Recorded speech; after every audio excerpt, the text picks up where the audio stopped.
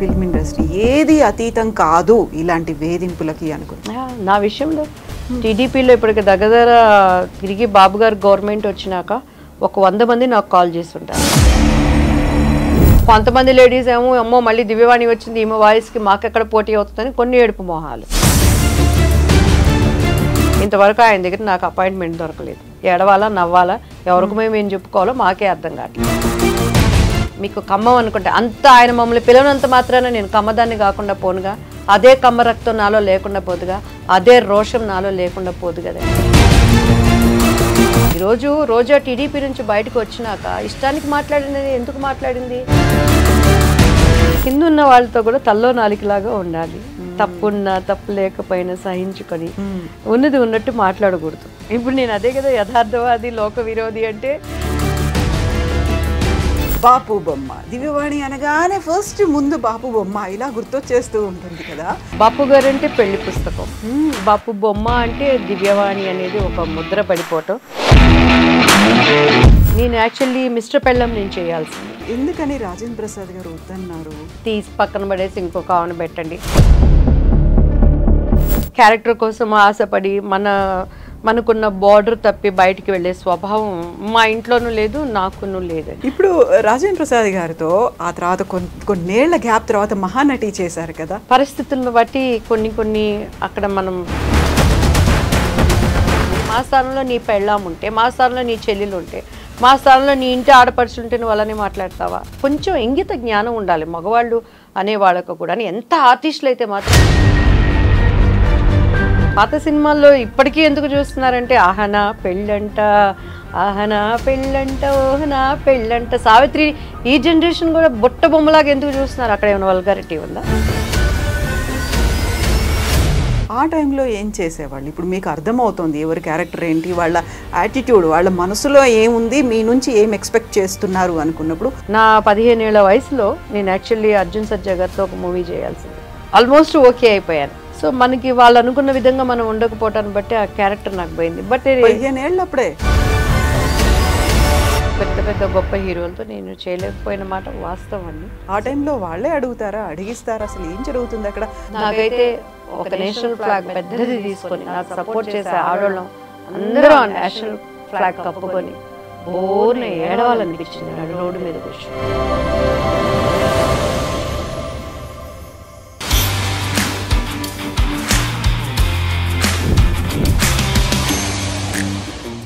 నమస్తే, welcome to I dreams celeb chat with Kavitha. మనతో పాటుగా ఉన్నారు ఒక వెరీ స్పెషల్ ఆర్టిస్టులు అనగానే వాళ్ళు చేసేటువంటి ఎన్నో పాత్రలు, వాళ్ళకు వచ్చేటువంటి గుర్తింపు, ప్రశంసలు, అవార్డులు ఇవన్నీ వస్తూ ఉంటాయి. అయితే ప్రస్తుతం మనతో పాటు ఉన్నటువంటి ఆర్టిస్ట్కి బాపు బొమ్మ అనే ఒక పేరుంది. అర్థమైపోయింది కదా ఎవరున్నారో మనతో పాటుగా ఉన్నారు బాపు బొమ్మ దివ్యవాణి గారు. నమస్కారం, ఎలా ఉన్నారు? హలో అండి, హాయ్ కవిత గారు, నమస్తే. I'm good, I'm fine. And మన ఐ డ్రీమ్ ప్రేక్షకులందరికీ కూడా నా హృదయపూర్వక నమస్కారాలు. బాపు బొమ్మ దివ్యవాణి అనగానే ఫస్ట్ ముందు బాపు బొమ్మ ఇలా గుర్తొచ్చేస్తూ ఉంటుంది కదా. యాక్చువల్గా ఎంతమందికి ఆ అదృష్టం అలా రాసి పెట్టి ఉంటే అలా ఫిక్స్ అయిపోతారు. లేకపోతే అసలు దొరకదు కదా అలాంటి ఆఫర్ అనేది, ఆ అవకాశం, అదృష్టం. బాపు బొమ్మ అనేది నాకు అది ఒక ఇంటి పేరుగా మారిపోయింది. First I thank to God.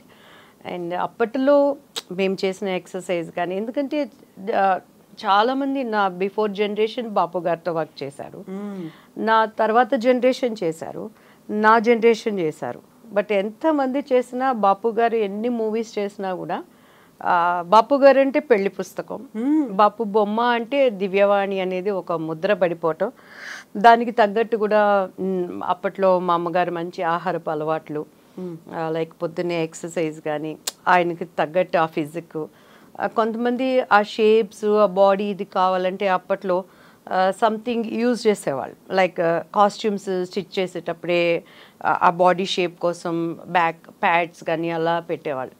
So దేవుడు దాన్ని బట్టి నాకు అంతా అలా న్యాచురల్గానే మంచి మార్నింగ్ స్విమ్మింగ్ వెళ్ళేదాన్ని. ఆనంద్ మాస్టర్ గారు అని మార్నింగ్ వచ్చేవాళ్ళు. సో ఒక 1.5 hour క్లాసికల్ డ్యాన్స్ చేసేవాళ్ళు. సో ఆ హైట్ అందులో నా హెయిర్, ఎస్పెషలీ చాలామంది ఆర్టిస్టులకి విగ్స్ అవి పెట్టేవాళ్ళండి. అంటే నేను ఇండస్ట్రీకి వచ్చినాక కూడాను మమ్మీ నాకు ఆవుదం పెట్టేవాళ్ళు తలకి. మేమే రాత్రిలా ఎలా ఉండేది అసలు? ఏమనేవాళ్ళం కాదండి. మమ్మీ ఏది చెప్తే అది వినటం అంతే. ఎదురు తిరగటం కానీ ఇది వద్దని కానీ. అంటే అమ్మ చెప్పేది అలా కళ్ళు పెట్టి వినటం. అమ్మ ఏది చేసినా మన మంచికే కదా. మా అమ్మగారు అన్నీ చెప్పేవాళ్ళు. ఆవుదం పెట్టుకుంటే తలకి చలవ అవుతుందమ్మా, మనకు ఒంట్లో ఉన్న వేడంతా పొద్దున్నే కళ్ళ ద్వారా బయటకు వచ్చేస్తుంది, ఈ జుట్టు బాగుంటుంది అని. ఇప్పుడు అవే యూట్యూబ్లో ఈ ఆయుర్వేదికం అని ఆ శాలలు ఈ శాలలో చెప్తుంటే నవ్వుగా వింటున్న ఫీల్. యా, ఇప్పుడు నవ్వే జనరేషన్కి అసలు క్యాస్టర్ ఆయిల్ అంటే ఆవుదం అంటే ఏంటో తెలియట్లేదండి, కుంకుడుకాయలు అంటే ఏంటో తెలియట్లేదు.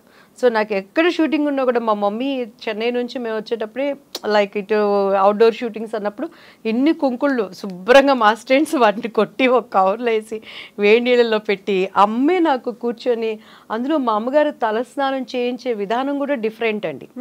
ఆ జుట్టు చిక్కుపడదనమాట. ఆమె వేళ్ళతోనే దానిని అలా ఒక మసాజ్ లాగా దూతున్నట్టు చేసి, మళ్ళీ మీరు నమ్మరు షూటింగ్లో ఎక్కడున్నా కూడా సాంబ్రాణి వేసేవాళ్ళు. సో అమ్మ చెప్పింది వింటవే కానీ ఇది ఎందుకు అని తిరిగి ప్రశ్నించటం నాకు అలవాటు ఉండేది కాదు.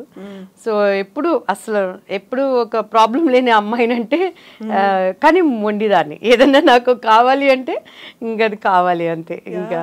సో అట్లా అవన్నీ కూడా బాపు బొమ్మ అనటానికి కలిసి వచ్చినాయండి నాకు. నిజంగా బాపు బొమ్మ అనగానే వాళ్ళు ఎంత అందంగా ఉంటారు అంటే అక్కడ చిలిపిదనం కనిపిస్తుంది, కొంటెదనం కనిపిస్తుంది, ఆత్మాభిమానం కనిపిస్తుంది, క్యూట్నెస్ అనేది ఉంటుంది. అమ్మాయిలో ఉండేటువంటి అన్ని లక్షణాలు ఉంటాయి, ఎక్కడ నేను తగ్గను. వినయము, విధేయత, అణుకువ, పొగరు, వగరు అన్ని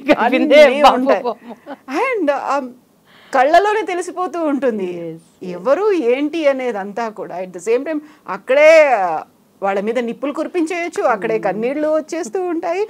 యాక్చువల్గా తీసుకునేటువంటి కేర్ కూడా సపరేట్గా ఉంటుంది కదా మిగతా డైరెక్టర్స్కి, బాపు గారికి తీసుకునేది కదా. నిజంగా నాట్ బాపు గారు అని విడదీయలేము. ఇది తల మొండెము ఎలా అంటారో బాపు రమణలు ఒకళ్ళ బాడీ అయితే ఒకళ్ళ హెడ్ అండి. సో వాళ్ళిద్దరిని విడదీయలేము. కానీ నిజంగా ఐ లవ్ దెమ్ అండి. ఎంత అంటే నాకు గుండెల నిండా ఎప్పుడు వాళ్ళంటే కృతజ్ఞత. బాపు గారిని చూస్తే నా నోరు మాట్లాడలేదు కానీ నా కళ్ళు మాట్లాడతాయి. ఏమీ స్వార్థం లేకుండా ఈరోజు చాలామంది లైక్ ఒక్కొక్కళ్ళ హీరోయిన్కి ఒక్కొక్కళ్ళు ఏమంటారు గాడ్ ఫాదర్ ఉన్నారు ఇండస్ట్రీలో. వాళ్ళలో కొంత స్వార్థం ఉంటుంది, అన్ని విధాల స్వార్థం ఉంటుంది. ఒకరికి శారీరకంగా స్వార్థం ఉండొచ్చు, లేకపోతే ఫైనాన్షియల్గా స్వార్థం ఉండొచ్చు. నిస్వార్థంగా ఎటువంటి ఒక తండ్రి బిడ్డల అనుబంధం ఎలానో అటువంటి అనుబంధంతో నాకు అవకాశం ఇచ్చిన వారు బాపు రమణల గారు. నాట్ ఓన్లీ బాపు రమణల గారు, అమ్మ శ్రీదేవి గారు కానీ, బాపు గారి మిస్సెస్ గారు కానీ, అసలు ఇప్పుడు వరా గారు కానీ, అక్కడ ఉన్నటువంటి రమణ గారు కానీ, ఆ టీం అంతా ఎట్లా అంటే మాకు ఒక ఫ్యామిలీ బాండేజ్ అనమాట. అసలు సమ్మర్ వచ్చినప్పుడు ఇంటికి వెళ్ళామంటే చక్కగా కూర్చొని వాళ్ళతో కష్టాలు సుఖాలు మాట్లాడుకొని. అండ్ అమ్మ ఇప్పుడు తెనాల నుంచి ఊరగాయ పచ్చళ్ళండి. బాపు గారి కంటే అమ్మ సపరేట్గా పెట్టేవాళ్ళు, వెల్లుల్లిపాయలు అవన్నీ వేయకుండా మంచి ఆవ నూనె అవన్నీ వేసి. సో మాకు ఏ కష్టం వచ్చినా కూడా నేను మ్యారేజ్ అయిపోయి నేను మైసూర్ వెళ్ళిపోయినాక కూడా ఫ్యామిలీలో చిన్న చిన్న ప్రాబ్లమ్స్ వస్తే నాకు ఎందుకు ఒక తండ్రిలాగా ఆయనతో చెప్పుకోవాలని నాకు తెలియకుండానే ఉత్తరాలు రాసేసేదాన్ని బాపు గారికి. అప్పుడు ఇలాంటి మొబైల్ ఫోన్స్ లేవు కదా.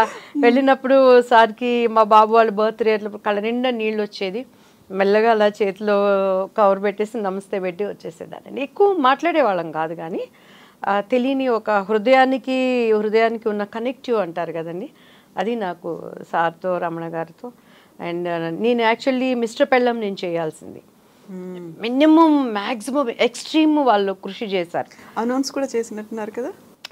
అనౌన్స్ అందరూ అనుకున్నారు అప్పట్లో, ఓకే ఈ తినే చేస్తుంది అన్నప్పుడు రాజేంద్ర ప్రసాద్ గారేమో దివ్యవాణి గారు వద్దు అని చెప్పని, నా తప్పు నా పాపం ఏమీ లేకుండా నేను సారీ చెప్తానండి కూడా అని నేను చెప్పిన తర్వాత మిస్టర్ పెళ్ళం చేసినాక వాళ్ళకి ట్రూత్ ఏంటని అర్థమైనాక పెళ్లి కొడుకు చేశారండి. కేవలం నా కోసమే చేశారు ఆ సినిమాలో. ఈ సినిమా అమ్మాయి మిస్ అయిపోయింది, అమ్మాయి బాధపడకూడదు అని చెప్పని చేశారు. నా బ్యాడ్ లక్ అది కొంచెం అనుకున్న విధంగా లాభాలు రాలేకపోయింది ఆ సినిమాలో. అప్పట్లో అది బంగారు పిచ్ కానీ చంద్రమోహన్ గారు విజయ నిర్మల గారు చేసిన మూవీ అనమాట. సో అట్లా ఇండస్ట్రీలో ప్రతి ఒక్కరికి ఒక గాడ్ ఫాదర్ ఉంటాడు.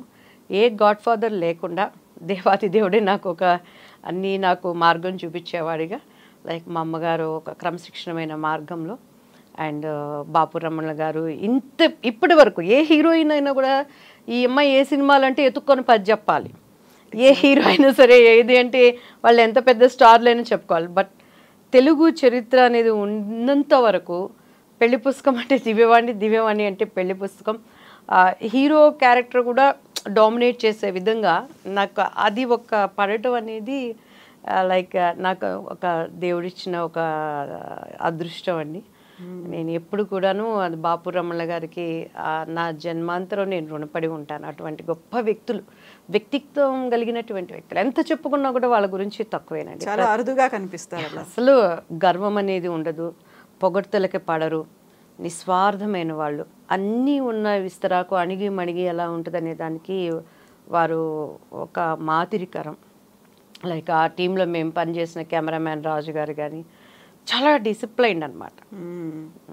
ఇప్పుడు మీరు ఒక మాట అన్నారు, ఎందుకని రాజేంద్ర ప్రసాద్ గారు వద్దన్నారు? ఆ రీజన్ ఏమై ఉంటుంది? ఆ తర్వాత తెలిసిందా అసలు ఏంటి అనేది? దివ్యవాణి గురించి చెప్పారా ఎవరైనా, లేకుంటే దివ్యవాణి ఇలాంటిది అని అన్నారా? అక్కడ అభిప్రాయ భేదాలు అనేవి కొన్నిసార్లు వస్తాయి. మీరు సారీ చెప్పాను అన్నప్పటికీ కూడా ఏం జరిగి ఉంటుంది అక్కడ? ఎందుకు వద్దన్నారా అంత తీవ్ర స్థాయిలో? కామన్ ఏముంటుందండి, అప్పుడు హీరోలు, మేము హీరోయిన్స్ అప్కమింగ్లో ఉన్నాము. ఇప్పుడు రాజేంద్ర ప్రసాద్ గారు చెప్తారు ఎప్పుడు, ఆయన డబ్బింగ్ ఆర్టిస్ట్ నుంచి వచ్చారు అని. రామరాజ్యంలో భీమరాజు అని ఒక సినిమాలో ఆయన ఒక చిన్న క్యారెక్టర్ చేశారు. క్యారెక్టర్ స్థాయి నుంచి ఈరోజు హీరోగా ఎదిగారు అని అంటే ఆయన ఎంత కష్టంలో నుంచి పైకి వచ్చిన వ్యక్తో. వాళ్ళు కూడా అర్థం చేసుకోవాలి, రియల్ టాలెంట్ని టాలెంట్గా తీసుకురావాలి. ఓకే, ఒక వ్యక్తిని చూసినప్పుడు మనసులో 1000 ఆశలు నీకు రావచ్చు, అవతల వ్యక్తులకి ఇష్టం అంటే మీరు ఎలా ఉన్నా కూడా నో ప్రాబ్లం. కానీ ఒక ఆర్టిస్ట్ని ఆర్టిస్ట్గా ఎదగనిచ్చినప్పుడు మేము కూడా ఎన్నో ఆశలతో మా తల్లిదండ్రులు కానీ ఒక మంచి నటిగా మనం గుర్తింపు తెచ్చుకోవాలని తీసుకొని వస్తారు.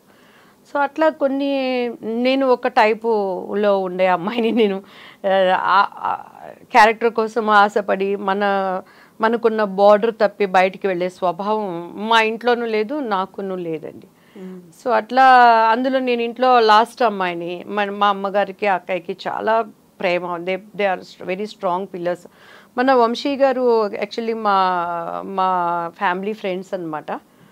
ప్రవీణ్ గారు వాళ్ళు, మేము ఒక మూవీ చేద్దామనే ఉద్దేశంతో మన పెద్ద వంశీ గారిని కలవటానికి వెళ్ళినప్పుడు ఆయన అదే చెప్పారు, అసలు ఈ అమ్మాయి ఎవరో మాకు తెలియదండి, ఈ అమ్మాయి ఏ రోజు ఒక సినిమా ఆఫీస్ గడప ఎక్కి దిగలేదు, వీళ్ళ అమ్మగారు తెలుసు, వీళ్ళ అక్కగారు తెలుసు కష్టపడిన వాళ్ళలో, కానీ ఈ అమ్మాయిని ఇప్పుడు అసలు బయటికి రాలేదు, సడన్గా బాపు గారు మూవీలో రావటం అని చెప్పని ఆ పెళ్లి పుస్తకంకున్నటువంటి స్క్రిప్ట్ బుక్ మొత్తం వంశీ గారి దగ్గర ఉందండి. ఆయన అది చూపించగల నాకు కళ్ళెమ్మట అలా నీళ్ళు వచ్చేసినాయి. సార్ ఇది ఎప్పటికైనా నాకు ఇవ్వరా ప్లీజ్ అని. ఎందుకంటే అది స్టార్టింగ్ నుంచి కూడా శుభం కార్డు వరకు సినిమా మొత్తం ఆ బుక్లో బాపు గారి ఆర్ట్తో ఏదైతే మేము వర్క్ చేసామో అదంతా బైండ్తో ఉందండి. బైండింగ్ బుక్ అనమాట, పెళ్లి పుస్తకం అని చెప్పిన. నాకు అసలు చూస్తే ఆహా ఇది నాకు దొరికింది, ఎప్పటికైనా సరే వంశీ గారిని బ్రతిమలాడి సార్ నా పుస్తకం నాకు ఇవ్వండి నేను అడుగుదాం, అంత అదృష్టమా నాకు అని చెప్పని అన్నానండి. అట్లా నన్ను ఇండస్ట్రీలో వచ్చిన కష్టం అంటే నాకు తెలియదు, నలుగురితో మాట్లాడటం అంటే నాకు తెలియదు. ఏ రోజు క్యారెక్టర్ల కోసం వెళ్ళి ఒకళ్ళ దగ్గర నేను మాట్లాడలేదు. రావటం పర్చూరి శారదాంటి గారి ద్వారా పర్చూరి గోపాలకృష్ణ గారు వాళ్ళ ఇంట్లో వాళ్ళ పిల్లలతో ఒక పిల్లల్లాగా ఉండేవాళ్ళే, కానీ ఆ క్యారెక్టర్ల కోసం ఇలా ఉండాలి అలా ఉండాలి అనే అనుభవం మనకి లేదండి. సో లక్కీగా మా ఇంటి పక్కనే ద్వారకి అంకుల్ ఉండేవాళ్ళు. నా 15 years అప్పుడు 10th ఎగ్జామ్ అయిపోయి వచ్చాను, 14 కంప్లీట్ అయ్యి 15 years నాకు.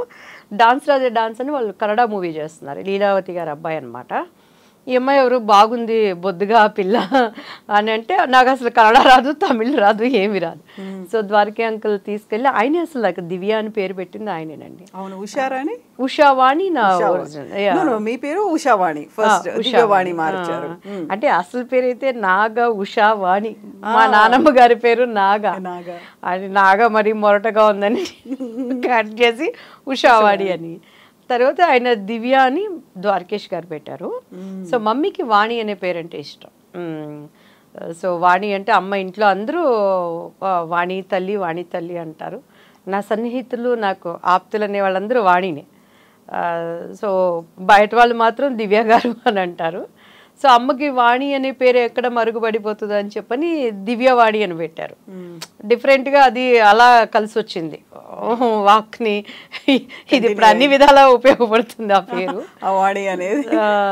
ఇప్పుడు రాజేంద్ర ప్రసాద్ గారితో ఆ తర్వాత కొన్నేళ్ల గ్యాప్ తర్వాత మహానటి చేశారు కదా, సో అవేమన్నా మీరు రికలెక్ట్ చేసుకున్నారా ఎప్పుడన్నా ఆ కాలం సంఘటనలు అవన్నీ మాట్లాడుతున్నారా? లేదండి, ఇప్పుడు రాజేంద్ర ప్రసాద్ గారు చాలా ఆయన ఒక పెద్దరికంతో చాలా ప్రేమపూర్వకంగా లైక్ అవేమి ఆయన లేకుండా మంచి ఆర్టిస్ట్వి నేను ఎప్పుడు ఎంకరేజ్ చేస్తామమ్మా దివ్య అని.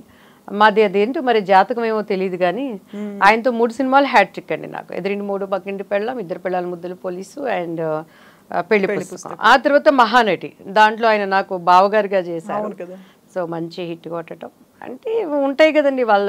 ఇప్పుడు ఒక అమ్మాయి ఒకలాగా ఉందంటే ఇంకొక అమ్మాయి కూడా అలానే ఉండాలి అని అనుకుంటారు. ఏంటి ఆమెకన్నా ఈయన దగ్గర పెద్ద ఇదా, మా క్యారెక్టర్లో సత్తు ఉంది, క్యారెక్టర్ లేకుండా అనేక మంది అవకాశాల కోసం ఎగబడుతున్నారు, చేస్తున్నారు, తీసి పక్కన పడేసి ఇంకొక ఆమెను పెట్టండి అని టైప్లో ఉంటారు జనరల్గా అప్పటి నుంచి ఇప్పటి వరకే కూడాను. సో టాలెంట్ అనే దాన్ని ఒక్క వరకే స్టాప్ చేయగలరండి, ఒక్క లెక్క వరకే స్టాప్ చేయగలరు. లైక్ మీకు నేను ఎందుకు చెప్తున్నానంటే ఆ మాట, మేము అప్పుడు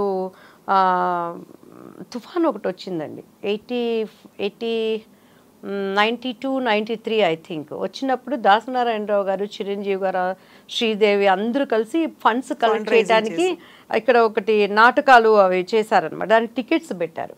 దాంట్లో కోడి రామకృష్ణ గారి టీంలో నేను చేశానండి ఒక స్కిట్ మేము చేసాం. చిరంజీవి గారిది వేయలేదు, శ్రీదేవి గారిది. అప్పట్లో దూరదర్శన్ మాత్రమే ఉండేది, టీవీలు ఇవన్నీ కూడా అంత లేవు. సో దాంట్లో ఎస్పెషల్లీ న్యూస్లో 10 సార్లు నేను చేసిందే చూపించారనమాట. అంటే అది స్టేజ్ పర్ఫార్మెన్స్ అయినా అంత జీవం ఉట్టిపడేటట్టు చేసాం. అంటే వాళ్ళందరూ అప్పటికైనా నాతో జగదేకి వీరుడు, అతిలోక సుందరి, నాది పెళ్లి పుస్తకం అప్పుడే రిలీజ్ అయ్యి ఉంది. వాళ్ళందరూ చెప్పలేదన్నమాట. సో టాలెంట్ అనేది ఎక్కడుందంటే మీడియా కానీ ప్రజలు కానీ దానికి ఎప్పుడు కనెక్టివ్ అవుతారండి. అదే నన్ను బ్రతికించింది, అదే నన్ను నడిపించింది, అదే నన్ను నిలబెట్టింది, ఏ ఫీల్డ్ అయినా కూడా. సో ఇప్పుడు ఒక అమ్మాయి చేసినట్టుగా ఇంకో అమ్మాయి చేయదు. ఒక అమ్మాయి బిహేవియర్ కావచ్చు, యాటిట్యూడ్ కావచ్చు, టాలెంట్ కావచ్చు, ఏదైనా ఇంకొకరితో మ్యాచ్ చేయడానికి లేదు. బట్ ఇండస్ట్రీలో మిగతా ఏ ఫీల్డ్స్లో ఉన్నప్పటికీ కూడా ఇండస్ట్రీలో అయితే ఆమెకి బాగా ఈగో, పొగరెక్కువ, తలబిరుసు ఇలాంటివన్నీ ఉంటాయి కదా. అలా స్ట్రాంగ్గా ఉన్నాము అంటే. ఎస్ అండి, అలాంటి పేరు దివ్యవాణికి ఉంది కదా. చాలా మంది అమ్మాయికి పొగరు ఎక్కువ అండి అనేవాళ్ళు, తర్వాత ఎవరికి మర్యాద ఇవ్వదండి అని అనేవాళ్ళు. ఏం చేస్తామండి, ఇప్పుడు ఇంట్లో భార్యాభర్తల బంధం మనం చూసుకున్నా కూడా భార్య కష్టపడి పనిచేసి సిన్సియర్గా ఉందంటే చేయలేని మగవాడు ఫస్ట్ చేసే నిందేంటో తెలుసా అండి, క్యారెక్టర్ అసోసియేషన్ చేస్తారు. ఎంతోమంది నేను గమనించానండి. ఎంత మనం ఒక నిప్పులాగా వెళ్తున్నా కూడాను, సో ఎందుకంటే వాళ్ళ చేతగానితనాన్ని ఒప్పుకోలేరు. సో ఏదో ఒక విధంగా ఒక నింద వేసినప్పుడు మనకన్నా పైకి పోకుండా ఉండటానికి అనేది దించుతారు. సో అలానే ఇండస్ట్రీలో కూడా దివ్యవాణి ఎందుకు మాట్లాడలేదు, దివ్యవాణి ఎందుకు స్ట్రైట్ ఫార్వర్డ్గా ఉంటుందనేది ఓపెన్గా రానివ్వరు. సో దాన్ని కప్పిపుచ్చుకోవడానికి ఏదో అంటారు చూసారా, గుడ్డలు కాల్చి నిందలు వేస్తారని, అలాంటి నిందలే. కానీ రియల్లీ నాకు మంచిగా ఉన్నారని అంటే వాళ్ళకి నేను కాళ్ళ పట్టుకొని వాళ్ళకి ఏదైనా ప్రాబ్లం అంటే చేయటానికి కూడా నేను సిద్ధురాలనండి. తేడా వచ్చిందంటే మాత్రం అక్కడ ఎవరున్నా కూడా ఐ డోంట్ కేర్. నా స్వభావం అది. అందులో నా తప్పు లేకుండా నా సొంత వాళ్ళైనా బయట వాళ్ళైనా ఒకటి మాట్లాడారంటే దానిని క్లియర్ చేసే వరకు నాకు నిద్ర రాదు. సో పరిస్థితులను బట్టి కొన్ని అక్కడ మనం నిందలు వేయించుకోవాల్సి వచ్చింది, అంతేగాని స్వతగా నేనైతే అది కాదండి. ఇంకెంతకంటే ఏం చేస్తావండి, మాట్లాడితే మాట్లాడతాం, నమస్కారం అంటే నమస్కారం పెడతాను. నీ నోటి దోల కోసం నువ్వు వాడే చెత్త మాటల్ని నేను పడాల్సిన అవసరం నాకేంటి? మా స్థానంలో నీ పెళ్ళాం ఉంటే, మా స్థానంలో నీ చెల్లెలు ఉంటే, మా స్థానంలో నీ ఇంటి ఆడపడుచుంటే నువ్వు అలానే మాట్లాడతావా? కొంచెం ఇంగిత జ్ఞానం ఉండాలి మగవాళ్ళు అనేవాళ్ళకు కూడా. ఎంత ఆర్టిస్టులు అయితే మాత్రం వాళ్ళు ఆడవాళ్ళు, వాళ్ళకి కొన్ని సభ్యత, సమాజము. ఇప్పుడు నేను ఫర్ ఎగ్జాంపుల్ మొన్న నేను ఒక ఫంక్షన్కి వెళ్ళానండి. నాతో వర్క్ చేసిన ఒక పెద్ద డైరెక్టరు, ఆయన వయసు ఇప్పటికీ చాలా పెద్ద వయసు. మాట్లాడుతూ నేను చేసిన సినిమాను బట్టి మా మొదటి పెళ్ళాం అనేసారు గబక్కన. ఆయన ఏ దృష్టితో అన్నారో నాకు తెలియదు కానీ ఆయనవి నేను 4-5 సినిమాలు చూసాను. బట్ నాకు ఒక్క నిమిషం ఐ విల్ షాక్డ్ అనమాట. ఎందుకంటే ఇప్పుడు నేను డివోషనల్గా యాజ్ సర్వెంట్ ఆఫ్ గాడ్గా ఉన్నాను, పొలిటీషియన్గా ఉన్నాను, నా పెళ్ళికి వచ్చిన నా 2 పిల్లలు ఉన్నారు, అండ్ ఇప్పుడు మీడియా ప్రతిదీ అసలు ఏదొచ్చినా కూడా పెద్ద బ్లాస్ట్ చేసి దానికి క్యాప్షన్సే డిఫరెంట్గా ఉంటాయి. ఆ క్యాప్షన్స్ చూస్తేనే ఒక్కొక్కసారి మా స్థాయి ఆకాశంలో ఉన్నది నేలకు పడిపోయిందా అనేంత బాధ అనిపిస్తుంది. ఎందుకంటే అలా ఉంటేనే ప్రజలు చదవడానికి ఇష్టపడుతున్నారు. సో ఆయన వెళ్ళేసరికి ఒక నిమిషం నేను కన్ఫ్యూజ్ అయిపోయి నేను అలా చూశాను. నాకు మైక్ ఇచ్చి మళ్ళీ మాట్లాడే అవకాశం వచ్చినప్పుడు మరి తండ్రి సమానులు పూజ్యులు. సో ఆయన నాకు చాలా ఆయనతో నేను చాలా సినిమాలు చేశానండి. సో మేము ఎంత పద్ధతులుగా వచ్చామో, మేము ఎంత కష్టపడి వచ్చామో ఈజ్ విట్నెస్ టు మేము చేసిన ఆ సినిమాలకి అని చెప్పని మళ్ళీ నేను మీరు కవర్ చేసుకోవాల్సి వచ్చింది. కనీసం మాట్లాడేటప్పుడు మొదటి పెళ్ళావన్నా నువ్వు రెండో పెళ్ళావన్నా మీడియా ఉంది ఎలా పెడుతుంది, నీ సినిమా పేరు చెప్పండి. సో అలా అయిపోయిందండి. పడేవాళ్ళు ఉంటే ఏదో అంటారు చూడండి, మెత్తగా ఉంటే ఎన్నైనా అనొచ్చు అనే విధంగా అలా అయిపోయింది. కొంతమంది దాన్ని ఎంజాయ్ చేస్తారు, ఇంట్లో కొంతమంది ఏమనరు. మా కుటుంబంలో చూసుకుంటే మా పిల్లలు కానీ వాళ్ళు కానీ ఏంటి మమ్మీ అని, ఏం జరిగింది, ఎందుకు అట్లా అని అనేస్తారు. సో అవన్నీ అభ్యంతరకరంగా ఉంటాయని వాళ్ళు అర్థం చేసుకొని, పోనీ ఒకవేళ నిజంగా నీకు నాకు ఒక బ్యాడ్ రిలేషన్ ఉండవు, లేకపోతే మేము విచ్చలవిడిగా నీ దగ్గర మనం బిహేవ్ చేస్తూ ఉండి మీరు అలా మాట్లాడారంటే కూడా అర్థం ఉంది. అసలు ఏముండదు. ఇంకొకటి, ఇప్పుడు పాలిటిక్స్లోకి వచ్చాక నేను బాగా అబ్జర్వ్ చేసిందండి, ఈ సెల్ ఫోన్స్ వచ్చినాక ఆడెవడో మనకి తెలియదు, ఆడు ముక్కు మొహం మనకు తెలియదు, ఎక్కడో ఒక ఫోటో దిగుతాడు, పక్కన వాళ్ళు చెప్తారు దివ్యవాణి గారు మాకు బాగా క్లోజ్ అండి అని. ఏ విధంగా క్లోజ్ నీకు, అసలు నువ్వు ఎవడో కూడా మనకు తెలియదు. పైగా మనతో మాట్లాడితే స్పీకర్ ఆన్ చేస్తారు. ఇట్స్ వెరీ బ్యాడ్ హ్యాబిట్ అనమాట. పక్కన వాళ్ళతో మనం ఏమనుకుంటాం అమాయకంగా, ఏదన్నా మ్యామ్ గా అక్కడ ఇది ఉందండి, ఇదండి ఈ మూవీ అండి, అదండి ఇదండి, మీరు ఎప్పుడో మాకు తెలుసండి, మనం మాట్లాడి పక్కన 100 మందికి వినిపించి చాటి చెప్పుకుంటారు. నిజంగా మా కుటుంబీకులు పెద్ద మనసుతో అర్థం చేసుకునే వాళ్ళు కాబట్టి ఇంతవరకు ఎక్కడ నాకైతే మా హస్బెండ్ నిజంగా ఎక్కడ నన్ను ఎప్పుడు ఒక టార్చర్గా కానీ ఒక డౌట్ఫుల్గా కానీ మాట్లాడటం ఎప్పుడూ లేదండి. He knows very well about me అనమాట. నేనేంటి మన ఎక్కడున్నా 1000 మంది మధ్య ఉన్నా కూడా షీఈ్ ఫైర్ అనేది హీ నోస్ వెల్ అనమాట.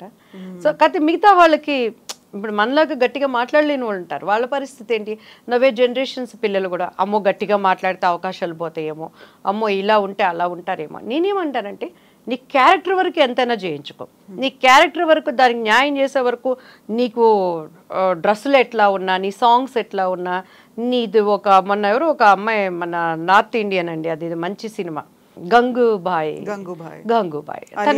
ఆలియా భట్ ఎంత ఎటువంటి క్యారెక్టర్ చేసింది తను. అసలు ఆ సమాజంలో ఉన్న ప్రాబ్లమ్స్ని తీసి చెప్పింది. అలా అని బయటకు వచ్చినాక నువ్వు అమ్మాయిని అలా మాట్లాడితే ఎడంకాలు చెప్పు తీసుకుంటుంది కదా. సో ఆ క్యారెక్టర్ వరకు మీరు పిండండి, క్యారెక్టర్ వరకు చేయండి. ఒక ఫంక్షన్స్ ఉండేటప్పుడు ఆడది అది ఒక మొమైతా ఖాన్ లాంటి క్యారెక్టర్స్ వేసిన, జయమాలిని గారు లాంటి క్యారెక్టర్ వేసిన, శ్రీదేవి గారు లాంటి క్యారెక్టర్స్ చేసిన, సతీ సావిత్రి క్యారెక్టర్స్ చేసిన ఆడది ఒక పద్ధతిగా మాట్లాడతాం, వల్గర్ అనేది లేకుండా ఉన్నప్పుడు పద్ధతిగా ఉంటుంది అనేది నా అభిప్రాయం అండి. సో ఎవరు డబుల్ మీన్స్ జోక్స్ వేసిన ఆడవాళ్ళు ఉన్నప్పుడు మనసులో ఒకటి బయటకు ఒకటి మాట్లాడినా అది పక్కన వాళ్ళు అన్నా కూడా నేను ఇమ్మీడియట్గా నేను ఖండిస్తాను. ఆ టైంలో ఏం చేసేవాళ్ళు? ఇప్పుడు మీకు అర్థమవుతుంది ఎవరి క్యారెక్టర్ ఏంటి, వాళ్ళ యాటిట్యూడ్, వాళ్ళ మనసులో ఏముంది, మీ నుంచి ఏం ఎక్స్పెక్ట్ చేస్తున్నారు అనుకున్నప్పుడు మీరు తప్పించుకునేవాళ్ళ, లేకుంటే ఎవరితోనైనా చెప్పించేవాళ్ళ, దాని నుంచి ఎలా దూరం జరిగేవాళ్ళు? అంటే అప్పుడు జనరేషన్ డిఫరెంట్ అమ్మా కవిత గారు. మేము వర్క్ చేసినప్పుడు ఏంటంటే మా మమ్మీ, నేను, నా మేకప్ మ్యాన్, హెయిర్ డ్రెస్సర్, మా అసిస్టెంటు, సో మేము మా కాస్ట్యూమ్స్ ఒక 5 మంది మేము టీం ఉండేవాళ్ళం. సో దే ఆర్ ప్రొటెక్టింగ్ మీ. ఎప్పుడు మిగతా ఆర్టిస్టుల సంగతి నాకు తెలియదు కానీ అస్సలు మా అమ్మగారు నన్ను గొడుగు కింద నేనన్నమాట, ఒక ప్రొటెక్షన్ అంతే. కెమెరా అక్కడ ఉంటుంది, దీని వెనకాల మా మమ్మీ ఉంటుంది, ఎదురుగుండి నేను ఒక్కటి డైలాగ్ చెప్పే డైరెక్టర్ కూడా చూడండి, నేను షార్ట్ నేను కరెక్ట్ చేయగలను, మా అమ్మగారు ఇట్లా అన్నారంటే ఐ ఫీల్ హ్యాపీ. సో అట్లా డ్రెస్ చేంజ్ అన్నా కూడాను, హెయిర్ స్టైల్ అన్నా కూడా 24 hours she with me, she in me. So దానిని బట్టి నాకు అంత అవకాశం రాలేదు. సెట్లో మేము ఉన్నప్పుడు వర్క్ చేసేటప్పుడు డెఫినెట్గా నోటిదోలో ఉంటుంది కదండి, ప్రతి ఒక్కరికి నోటిదోలే. కొంతమంది ఆడవాళ్ళు దాన్ని ఎంజాయ్ చేసేవాళ్ళు. సో నాకు అర్థమైనా కూడా అర్థమైనట్టు ఉండేదాన్ని, నేను అర్థమైనా కూడా నేను అర్థం అవునట్టుగా ఉండేవాళ్ళం. చాలామంది కామెడియన్స్ అంతా విచిత్రాలుగా మాట్లాడకుండా సైలెంట్గా ఉండేదాన్ని. అండి నా వర్క్ నేను, బట్ సింగిల్ టేక్ ఆర్టిస్ట్. అది నువ్వు డ్యాన్స్ తీసుకో, పెద్ద హెవీ సీన్స్ తీసుకో, ఏమన్నా చేసుకో, అదర్ లాంగ్వేజ్ కాన్సన్ట్రేషన్ అంతా వర్క్ మీదే ఉండేది.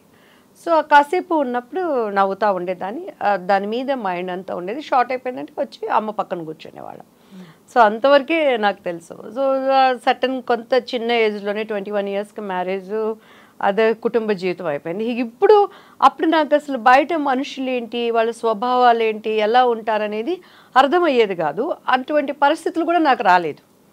సో ఇప్పుడు పెళ్ళైపోయి ఒక ఏజ్ వచ్చినాక బయటకు వచ్చినప్పుడు ఇప్పుడు కూడా నాకు తెలియదు వీళ్ళ మనసులో ఏముంది. కొంతమంది అయితే ఇమీడియట్గా పట్టేస్తారు, మాట్లాడే దీన్ని బట్టి వీళ్ళు సెల్ఫిష్ అనో లేకపోతే వీళ్ళు ఇదనో. ఇప్పుడు నేను నేర్చుకుంటున్నాను నా లైఫ్లో. సో ఇప్పటికీ కూడా అలాంటి పరిస్థితులు ఉన్నాయా? దివ్యవాణి బయటకు వస్తున్నారు, లేకుంటే ఫిల్మ్స్లో యాక్ట్ చేయాలి అనుకుంటున్నారు అన్నప్పుడు ఎలాంటి పరిస్థితులు అండి? ఇప్పుడు గతంలో మీరు చూసినటువంటి పరిస్థితులు, ఫిల్మ్ ఇండస్ట్రీలో మీరు ఫేస్ చేసినటువంటి పరిస్థితులు, ఇలాంటిది మీరు యాక్సెప్ట్ చేయలేదు కాబట్టి సినిమా అవకాశాలు వదులుకున్నవి కూడా ఉన్నాయి కదా? 100% ఉన్నాయండి. బట్ అప్పుడంటే నాకు అమ్మ వాళ్ళు అంత చెప్పేవాళ్ళు కాదు. పోయింది అని అన్నప్పుడు ఇంట్లో అందరూ బాధపడేవాళ్ళు. నేను కూడా అనుకునేదాన్ని, అయ్యో హీరోతో నేను చేస్తుంటే బాగుండేది, ఎందుకు చేయలేకపోయానని. తర్వాత నిదానంగా దాని కారణం అర్థమైనప్పుడు పెద్ద బాధ అనిపించేది కాదు. నేనైతే అయ్యో పోయిందే వీళ్ళతో నేను చేయలేకపోయానని ఎప్పుడు నేను బాధపడే సందర్భాలు లేవండి. చేస్తుంటే బాగుండేదే అనుకునేదాన్ని. అంతేగాని ఏది కూడా నేను నా దగ్గరికి రానప్పుడు ఇప్పుడు కూడానండి, ఈవెన్ పాలిటిక్స్లో ఉన్నా కూడా ఏదైనా కూడా ఇది రాలేదే ఏడుపు, ఎందుకో దేవుడు నాకు అటువంటి స్వభావాన్ని ఇచ్చాడు. దేనికోసం కూడా ప్రయత్నం చేస్తాను. చాలా వరకు నా కృషి శక్తికి మించి నేను ప్రయత్నం చేస్తాను. రాలేదంటే టేక్ ఇట్ ఈజీ పాలసీ. కానీ ఏడ్చిన బాధపడిన సందర్భాలు అయితే లేవు. నవే డేస్ అయితే అసలు నాకు అటువంటి ప్రాబ్లమే లేదండి. కానీ బాధపడతారు. ఈవెన్ నేను టీవీ సీరియల్స్ చేశాను. టీవీ సీరియల్స్ కూడా ఎలా అయిపోయినాయి అంటే ఇప్పుడు చాలా కాంపిటేటివ్గా ఉన్న ఆర్టిస్టులు కానీ అక్కడ సంథింగ్ ఉన్నప్పుడు కూడా నేను నా పేరు మీనాక్షి అని చేశానండి. చాలా స్ట్రైట్ ఫార్వర్డ్గా ఉండేదాన్ని. వాళ్ళ టైమింగ్స్ చెప్పింది దాన్ని బట్టి కానీ కొంత అక్కడ ఉన్న ఆర్టిస్టులు ఒకరికొకళ్ళు సపోర్టివ్గా మ్యామ్ వచ్చారు, ఆమె క్యారెక్టర్ డామినేట్ అయిపోతుంది అలా అని ఉన్నప్పుడు చాలా స్ట్రైట్ ఫార్వర్డ్. అక్కడ కూడా కొన్ని మనకలతో వీళ్ళు కూడా ఇట్లా ఉన్నదా అని అనుకున్న సందర్భాలు కూడా ఉన్నాయన్నమాట. సో ఇప్పుడైతే అసలు అటువంటి ప్రాబ్లం లేదు. అంత ధైర్యము అందులో ఎవరు మన దగ్గర చెయ్యరండి. క్యారెక్టర్ బాగుందా, డబ్బులు తక్కువైనా మనం చేస్తాం, లేదా మనం ఏమి భోజనానికి లేకుండా కష్టపడట్లేదు. మనకు దేవుడు ఒక మంచి పేరు ఇచ్చారు, దానిని కాపాడుకుంటూ ఈ ఫాస్ట్ జనరేషన్లో ఇప్పుడున్నటువంటి మనస్తత్వాలతో ఎలా వెళ్ళాలి ఈదుకుంటా అనే దానికి నేను ట్రై చేస్తాను. సో చాలా వరకు ఒక కమిట్మెంట్లు అడుగుతారు, అడ్జస్ట్మెంట్లు అనేవి ఉంటాయి, కాంప్రమైజ్ అవ్వాలి, ఇలాంటిదంతా కొన్ని ఏళ్ల నుంచి వినిపిస్తోంది కదా. సో అలాంటి కేసు ఏదైనా మీ దగ్గరికి వచ్చినప్పుడు ఎలా రియాక్ట్ అవుతారు అసలు? అమ్మ నేను ఒక్కటి చెప్తాను, నాట్ ఓన్లీ సినీ ఇండస్ట్రీ, ఈ జర్నలిస్టుల్లో లేదా మొన్నటికి మొన్న ఒక పాప మనం కలకత్తాలో డాక్టర్ చూడలేదా, అది తెలిసి భయంకరంగా అమ్మాయిది చిత్రీకరించారు కాబట్టి, కానీ లోపల అలా సఫర్ అవుతున్న ఆడవాళ్ళు ఎంతమంది ఉన్నారండి. లైక్ ఇప్పుడు స్పిరిచువల్కి సంబంధించి చూద్దాం, ఆశ్రమాలు కానీ చర్చెస్ కానీ అక్కడ ఆడదానికి ప్రాబ్లం లేదా? పోనీ ఆడదంటే ఒక వయసు యుక్త వయసు వచ్చినాక ఒక బ్యాడ్ థాట్స్ వస్తాయని అనుకుంటాం. పసిబిడ్డలు 2 ఏళ్ళు 3 ఏళ్ళు 4 ఏళ్ళు అయిన వాళ్ళు, 6 నెలల పిల్లలు బలైపోయిన వాళ్ళు ఎలా చూస్తున్నాము. పోనీ అది ఒక కేటగిరీ అనుకోవచ్చు. పెళ్ళైన వాళ్ళ మధ్య ఎలాంటి అనుబంధాలు మనం ఈరోజు సోషల్ మీడియా ద్వారా వింటున్నాం, చూస్తున్నాం. సో అలా అనుకుంటే యూత్ పిల్లలు కాలేజీకి వెళ్ళే నా బిడ్డ వయసు వాళ్ళు కానీ ఎన్ని అక్కడ ఫేస్ చేస్తున్నారు. సో అనాది నుంచి కూడా మనం ఏ రంగంలో ఉన్నా కూడా ఆడదానికి ప్రాబ్లమ్స్ తప్పవండి. అది ఇప్పుడంటే సోషల్ మీడియా చేతుల్లోకి వచ్చింది కాబట్టి అనేకమైనవి మనం చూస్తున్నాం. మీరు టీవీ చూడండి, మంచి న్యూస్ ఎక్కడైనా ఉన్నదా? ఈరోజు ఈ మంచి జరిగింది, ఈరోజు ఇది మంచిగా ఉన్నది అంటే మన చేతిలో సెల్ ఫోన్స్ కానీ ఎక్కడ చూసినా చెడు, ఎక్కడ చూసినా దుర్మరణాలు ఎందుకు వస్తున్నాయి అంటే మన సమాజాన్ని మనం కాపాడుకోలేని విధానాన్ని బట్టేనండి. మీరు నమ్ముతారా, ఇప్పటికీ కూడా మా ఇంట్లో మాకు డ్రింక్స్ అలవాట్లేదు, కాఫీలు టీలు అలవాట్లేదు. ఇలా ఎప్పుడైనా బయటికి వచ్చినప్పుడు మాత్రం జస్ట్ మనకి ఆకలేసిందన్నా కూడాను, లేకపోతే ఇంకొకటి కానీ దానికి ఎడిక్ట్ అయితే నేను కాదు. జస్ట్ ఆ ఆకలిని చంపుకోవటానికో లేకపోతే జస్ట్ ఒక టైం పాస్ మనం మాట్లాడటానికి, అది కూడా ఒక 3-4 ఇయర్స్గా నాకు కాఫీ టీ అలవాటు అయిందండి. ఇప్పటికీ కూడా మీకు కావాలంటే స్టిల్ నేను ఇప్పుడు సెల్ ఫోన్ ఆన్ చేసి మా మమ్మీతో మాట్లాడతాను.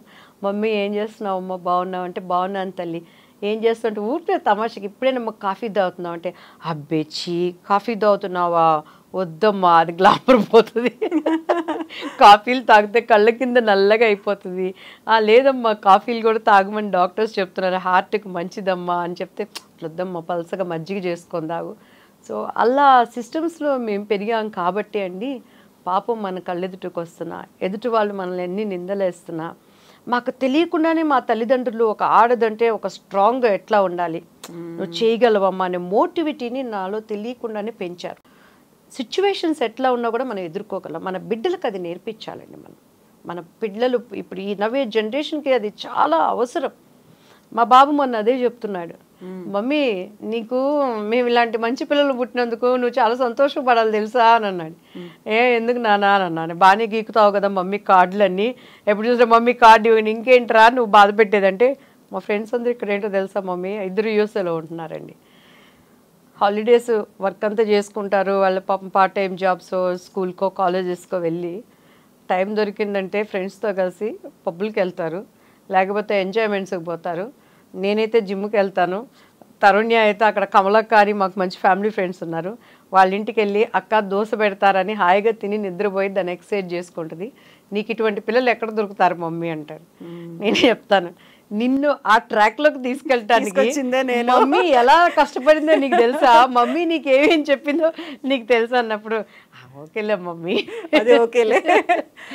సో మన పిల్లలకమ్మా, మన పిల్లలకి ఇప్పుడు ఇంతకుముందు అందరూ అనుకునేవాళ్ళు ఆడవాళ్ళనంటే అన్నీ నేర్పించాలి పద్ధతి, సైమల్టేనియస్గా మగపిల్లడికి కూడా నేర్పించాలి. చిన్నప్పటి నుంచే ప్రతి తల్లి కానీ చెల్లెనా అక్కైనా పరస్థితిని మనం చూస్తున్నప్పుడు వాళ్ళతో ఎటువంటి భావనలు కలిగి ఉండాలి అనేది మనం వాళ్ళకి రంగరించిపోయాల్సిన నెసెసిటీ మనకుంది నవే డేస్.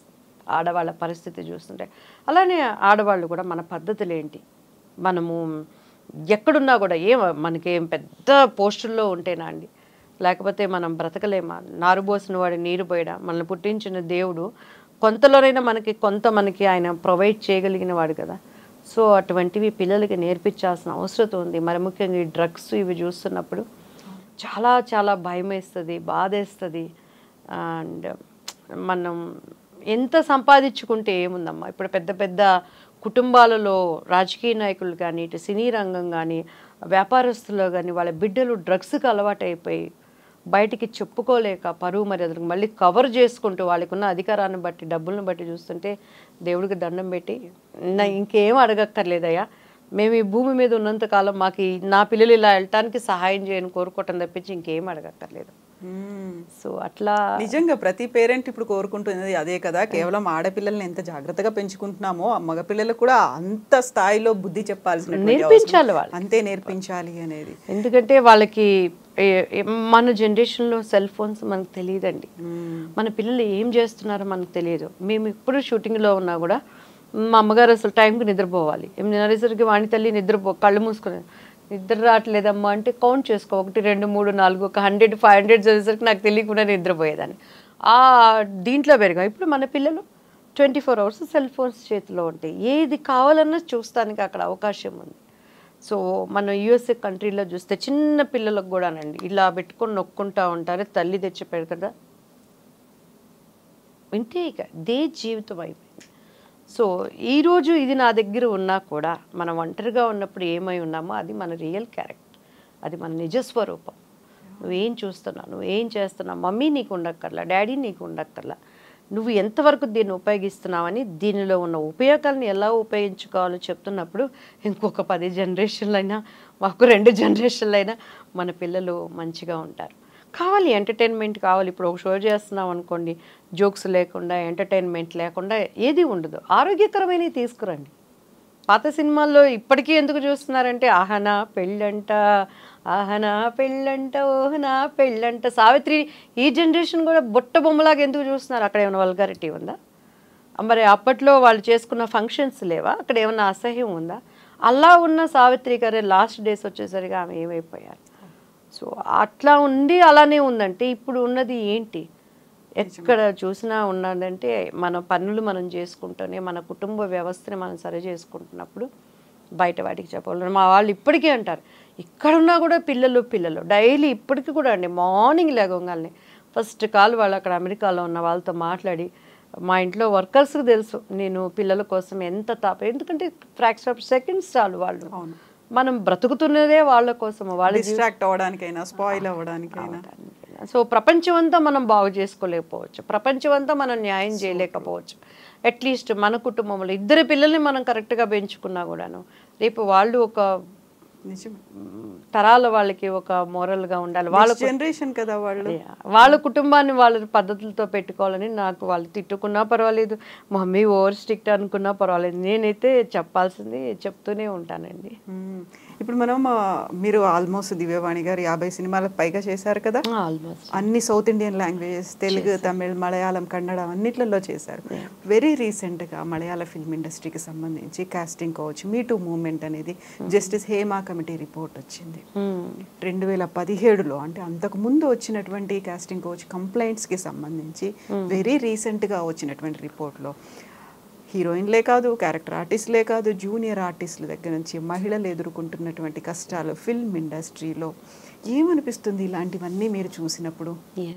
చాలా బాధ అనిపిస్తుంది అండి. అసలు అప్పుడు వచ్చిన రిపోర్టుని ఇంతవరకు దానిని బయటికి రాకుండా దాచిపెట్టారు అంటేనే, సో ఇంకా నిజాలని అది ఆడైనా మొగైనా ఎంత అణగదొక్కుతున్నారనేది మనకు అర్థమైపోతుంది. నిజంగా ఎస్పెషల్లీ సినిమా ఇండస్ట్రీలో అయితేనండి, ఈవెన్ డాన్సర్స్ కానీ, తర్వాత మన సపోర్టింగ్ ఆర్టిస్టులు కానీ, జూనియర్ ఆర్టిస్టులు కానీ, ఎప్పుడు కూడా నేను ఒకటే చెప్తానండి, స్వతగా ఆడది ఎప్పుడు కూడా విచ్చలవిడితనానికి కోరుకోదు.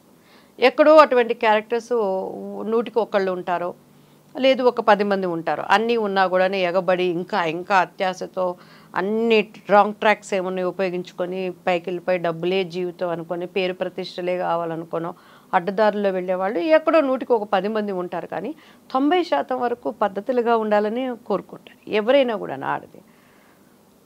కానీ చాలామంది ఏంటంటే ఇది ఇవ్వకుండా ఉంటే, ఇక్కడ బంధించి పెడితే వాళ్ళ దగ్గర నుంచి వస్తుందని మ్యాక్సిమం ఇబ్బందులు పెడతారు. అటువంటి టైంలో కొంతమంది కుటుంబ పరిస్థితులను బట్టి వాళ్ళు సోలిపోవటం కానీ వాళ్ళ మనసు ఎంత ఏడుస్తుందో అది ఎప్పుడు ఉసురుకు ఉసిరేనండి. నా 15 ఏళ్ల వయసులో నేను యాక్చువల్లీ అర్జున్ సర్జా గారితో ఒక మూవీ చేయాల్సింది, ఊరుషి శారద అంటే. ఆల్మోస్ట్ ఓకే అయిపోయాను చూసినప్పుడు, అమ్మాయి ఎంత బాగుంది, బొమ్మలాగుంది అని. సో మనకి వాళ్ళు అనుకున్న విధంగా మనం ఉండకపోవటాన్ని బట్టి ఆ క్యారెక్టర్ నాకు పోయింది. బట్ నేను ఎప్పుడైతే 15 ఏళ్ళు అప్పుడే అంతే, నేను ఇండస్ట్రీ నేను 87 or 88 నా 10th ఎగ్జామ్ అయిపోయి వచ్చానండి, 14 అయిపోయి రాగానే అసలు ఎక్కడ మనలో ఒక లోపం ఉండేది కాదు. అసలు నాకు మేకప్ వేసేస్తే ఒక దాంట్లో రాధిక, ఒక్కొక్కసారి పాత ఆమె బి సరోజాదేవి గారని, తర్వాత విజయశాంతి అని కొంతమంది, ఆ ఫేస్ లుక్స్ అంతా ఎవరి దగ్గరికి వెళ్ళినా రిజెక్ట్ అయ్యేది కాదు, అమ్మాయి బాగుందని. సో అట్లా నన్ను పిలిపించేవాళ్ళు అనమాట. బట్ ఏదున్నా కూడా వెనకాల అమ్మలేంది మాత్రం అసలు ఎక్కడికి నేను కదిలేదాన్ని కాదు. అట్లా అవకాశాలు పోయినా కూడా నేను ఎప్పుడు బాధపడలా. 15 ఏళ్ళు ఉన్నాయి, ఫస్ట్ మూవీకి సెలెక్ట్ చేసుకోవాలి, అప్పుడే వాళ్ళు ఎక్స్పెక్ట్ చేశారు మీ దగ్గర నుంచి. 100% అండి, 100%. కానీ మా అమ్మగారు అసలు మా చెవులకు కూడా తెచ్చేవాళ్ళు కాదు. అమ్మాయి చిన్నపిల్లలేండి, మళ్ళీ పోతే పర్వాలేదులేండి, నో వరీ అండి. సో అట్లా పెద్ద పెద్ద గొప్ప హీరోలతో నేను చేయలేకపోయిన మాట వాస్తవం అండి. తప్పదు, ఇక ఆడదని ఉన్నప్పుడు రేపు జనరేషన్ ఇంకెలా మారుతాయి మనం చెప్పలేం. ఆ టైంలో వాళ్ళే అడుగుతారా, అడిగిస్తారా, అసలు ఏం జరుగుతుంది అక్కడ, కాంప్రమైజ్ అవ్వాలి, కమిట్మెంట్లు అనేవి చాలా కాలం నుంచి వినిపిస్తున్నాయి. డైరెక్ట్గా ఇంటరాక్ట్ అవుతారా, వాళ్ళే మధ్యలో ఉంటారా మీడియేటర్లుగా సినిమా వాళ్ళు, ఎలా ఉంటుంది అసలు? నాకైతే ఐ డోంట్ నో అండి ఇప్పటి వరకు అసలు ఏంటి అనేది. నేను పెద్ద వాటి మీద మైండ్ పెట్టను, వస్తే చేస్తా, లేకపోతే దేవునికి 100 నమస్కారాలు పెడతారు, ఇది కాకపోతే ఇంకోటి వస్తుంది అనుకునే మైండ్లో ఉండేదాన్ని.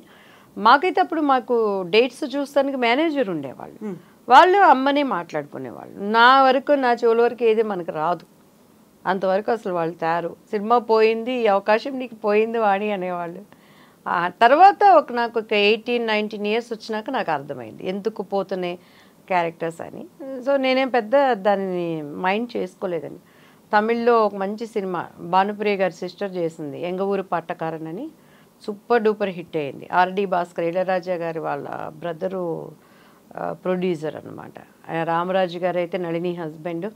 అసలు కుట్టి బి సరోజాదేవి అని చెప్పిన ఆ గెటప్లో మొత్తం వేస్తే వండర్ఫుల్గా వచ్చింది. సో భాస్కర్ గారిది అక్కడ కమాండింగ్, ఇళయరాజా గారు వాళ్ళ బ్రదర్ది. అవకాశం మనకి పోయింది. అర్థమైందా ఎందుకు పోయిందని? 100% అర్థం. ఏంటి అసలు ఏం రీజన్ అక్కడ? ఇంకేమి ఓపెన్గా చెప్పేది ఎందుకు పోయిందంటే వాళ్ళకి ఇష్టానికి మనం ఉండమని. లొంగిపోలేదు మీరు, ఒప్పుకోలేదు.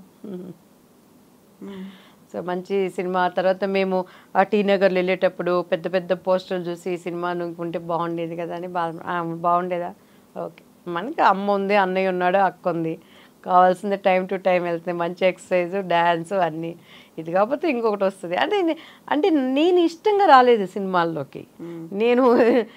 నేను ఒక సావిత్రి అవ్వాలనో, నేను ఒక రాధ అవ్వాలనో, విజయశాంతి అవ్వాలనో నాకు అసలు లేదు, ఆలోచన నాకు లేదు. ఏదో శారదా గారు చూడగలి అమ్మాయి బాడీ ఫిజిక్ బాగుంది, ఆర్టిస్ట్ని చేయండి అన్నారు, నువ్వు హీరోయిన్ అవుతావంట అన్నారు. అన్నీ వాళ్ళే చేశారు కాబట్టి ఇప్పుడు నా ఇష్టంగా నేను చేస్తే బాధపడేదాన్నేమో. అసలు అవగాహన లేదు నాకు, సినిమాలు అంటే ఏంటో తెలియదు, ఈ పేరు ప్రఖ్యాతులు అంటే. పోనీ ఈ సినిమాలు చేసినాకేమన్నా నేను ఏపీ వెళ్ళటం కానీ, అప్పట్లో ఆంధ్ర వెళ్ళటం కానీ, లేదా పబ్లిక్లోకి వెళ్ళటం కానీ తెలియదు. ఇంత ఇప్పుడంటే సోషల్ మీడియాలో క్రేజ్ అంటే తెలిసింది కాబట్టి ఎగబడుతున్నారు. అప్పుడు మాకేం తెలియదు. ఈ కుటుంబము నలుగురే, బయట ఎప్పుడు నేను పబ్బులకు పోయింది లేదు, ఫంక్షన్లకి బయటికి వెళ్ళింది లేదు. ఏదన్నా 100 days ఫంక్షన్స్కి ఏదన్నా ఉన్నా కూడా అమ్మ అన్నయ్యతో వెళ్ళటము, ఆ ఫంక్షన్ అయిపోయిన 5 నిమిషాలకి అందరూ దండం పెట్టడం, కారు ఎక్కడం, రావటం. సో ఇట్లా సిచ్యువేషన్లో ఏమైనా తెలుస్తుంది మనకి. మీరు అవన్నీ మిస్ అయిపోయాను అని అనుకున్నారా? అంటే ఇలాంటి ఒక బ్యానరు, లేకుంటే ఇలాంటి హీరో, అలాంటి ఒక గొప్ప దర్శకుడు అనుకున్నాను. చేయలేనప్పుడు అనుకున్నాను నేను. చేయలేనప్పుడు యాక్చువల్లీ అక్క మొగుడులో సుహాసిని గారి క్యారెక్టర్ ఏం చేయాల్సింది. అప్పారావు గారు ఫస్ట్ సుహాసిని క్యారెక్టర్ దివ్యవాణి అని చెప్పని అన్నారు. తర్వాత చూస్తే నలుగురు సిస్టర్లో నా క్యారెక్టర్ ఇట్లా. అప్పట్లో ఏం తెలిసేది, స్టోరీ చెప్పేవాళ్ళం, 10 సినిమాలు బిజీగా చేసుకునేవాళ్ళం. రాజశేఖర్ గారు పక్కన. తర్వాత కట్ చేస్తే సుహాసిని గారు, క్రాంతి కుమార్ గారిది. ఇదేంటండి అమ్మాయి అంటే, ఆ అమ్మాయి చిన్న ఫేస్గా ఉంది, చిన్న ఏజ్గా ఉంది, మళ్ళీ నెక్స్ట్ సినిమాలో చేస్తారు అని అడ్వాన్స్ అయిపోయి రేపు షూటింగ్ అన్నాక ఇవాళ తెలిసినప్పుడు ఏమనేవాళ్ళం. అప్పట్లో మీడియాలు లేవు, ఇంత అల్లరి లేదు, ప్రెస్లో ఏమన్నా ఉందంటే ఫిలిం ఛాంబర్లోకి వెళ్ళి చేతులు కట్టుకొని నిలబడాలి, దోషులుగా వాళ్ళ ముందు ఉండాలి, బ్యాడ్ ప్రాపగండా చేసేవాళ్ళు. ఉండే అవకాశాలు కూడా పోతే ఏమోనని చెప్పని అమ్మ వాళ్ళకి ఒక ఇంటెన్షన్ ఉండేది. సో అట్లా చాలా వరకు అలానే లేడీస్ స్పెషల్ వాణి విశ్వనాథ్ క్యారెక్టర్ నేను చేయాల్సింది జంజాల గారిది. అక్కడ కొన్ని పెద్ద తలకాయలు నెట్వర్క్లు ఏం చేస్తాం, ఇన్సైడ్ అదే సినిమాకి సంబంధించిన 100% నా వరకు అయితే అదేనండి. కానీ నాకున్న అదృష్టం ఏంటంటే నా వరకు ఆ ప్రాబ్లమ్స్ తెచ్చేవాళ్ళు కదా అమ్మ వాళ్ళు. టపటపటపటపట బిజీగా ఈ సినిమా చేసుకుని ఆల్రెడీ వచ్చే పేరు వచ్చేసింది పెళ్లి పుస్తకం ద్వారా, ఇంకా కొత్తగా వచ్చేదేముంది నాకు. ఇవన్నీ ఇలా అనుకున్నప్పుడు మీకు రావాల్సిన సినిమానో, మీరు హీరోయిన్గా చేయాల్సినటువంటి ఆ ప్రాజెక్టు మిస్ అయిపోయింది, ఇంకా వేరే వాళ్ళు చేశారనుకున్నప్పుడు, ఆ తర్వాత ఫిల్మ్ రిలీజ్ అయిపోయిన తర్వాత పేరు, విపరీతమైన పేరు, ఫేమ్ అనేది ఇవన్నీ వచ్చిన తర్వాత ఎప్పుడైనా వాళ్ళని కలిసినప్పుడు అలా మాట్లాడుకోవడంలో ఎప్పుడైనా తెలిసిందంటే దివ్యవాణి చేయాల్సిన క్యారెక్టర్ మీరు చేశారు అనేది ఇంటరాక్షన్లో వచ్చిందా? మీతో ఎవరైనా చెప్పారు? ఆమెని నేను ఇది మన చాలా గేమ్ షోస్లో చేసాము. ఒకసారి మేమిద్దరం ఫ్లైట్లో చాలాసేపు మాట్లాడుకున్నాం.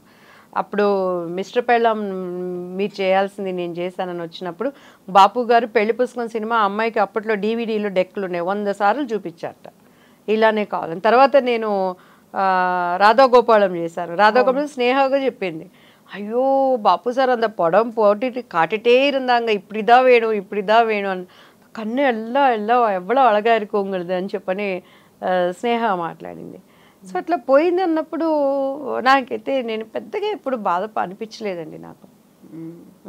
ఎందుకంటే నా తప్పు ఉండో, నా కారణం ఉండో నేను మిస్ అయితే నేను బాధపడాల్సి ఉండేదేమో. అది లేనప్పుడు ఎందుకో నాకెప్పుడు అలానే ఆమె ఈవీవి సత్యనారాయణ గారు, తెనాలి ఆయన మన పద్మక గారి వాళ్ళ నాన్నగారు ప్రొడ్యూసర్ దానికి, సుభాష్ గారు అడ్వాన్స్ కూడా ఇచ్చారు మాకు. ఆ సినిమా తర్వాత ఊహా గారు చేశారు. చూసాను సినిమా, మంచి క్యారెక్టర్, మనం కూడా చేస్తే బాగుండేదేమో, నా జీవితానికి ఇంకొంచెం ఒక మెట్టు, మంచి సినిమాలు రేపు మనం చేసామన్నప్పుడు ఇంకొక మైలురాయిగా ఉండేదేమో కదా అనిపించేదే. కానీ బాధ అయితే పెద్ద నేను ఎప్పుడు బాధపడలేదండి. మరి నేను చెప్పాను కదా ఫస్ట్ నా స్వభావం అది.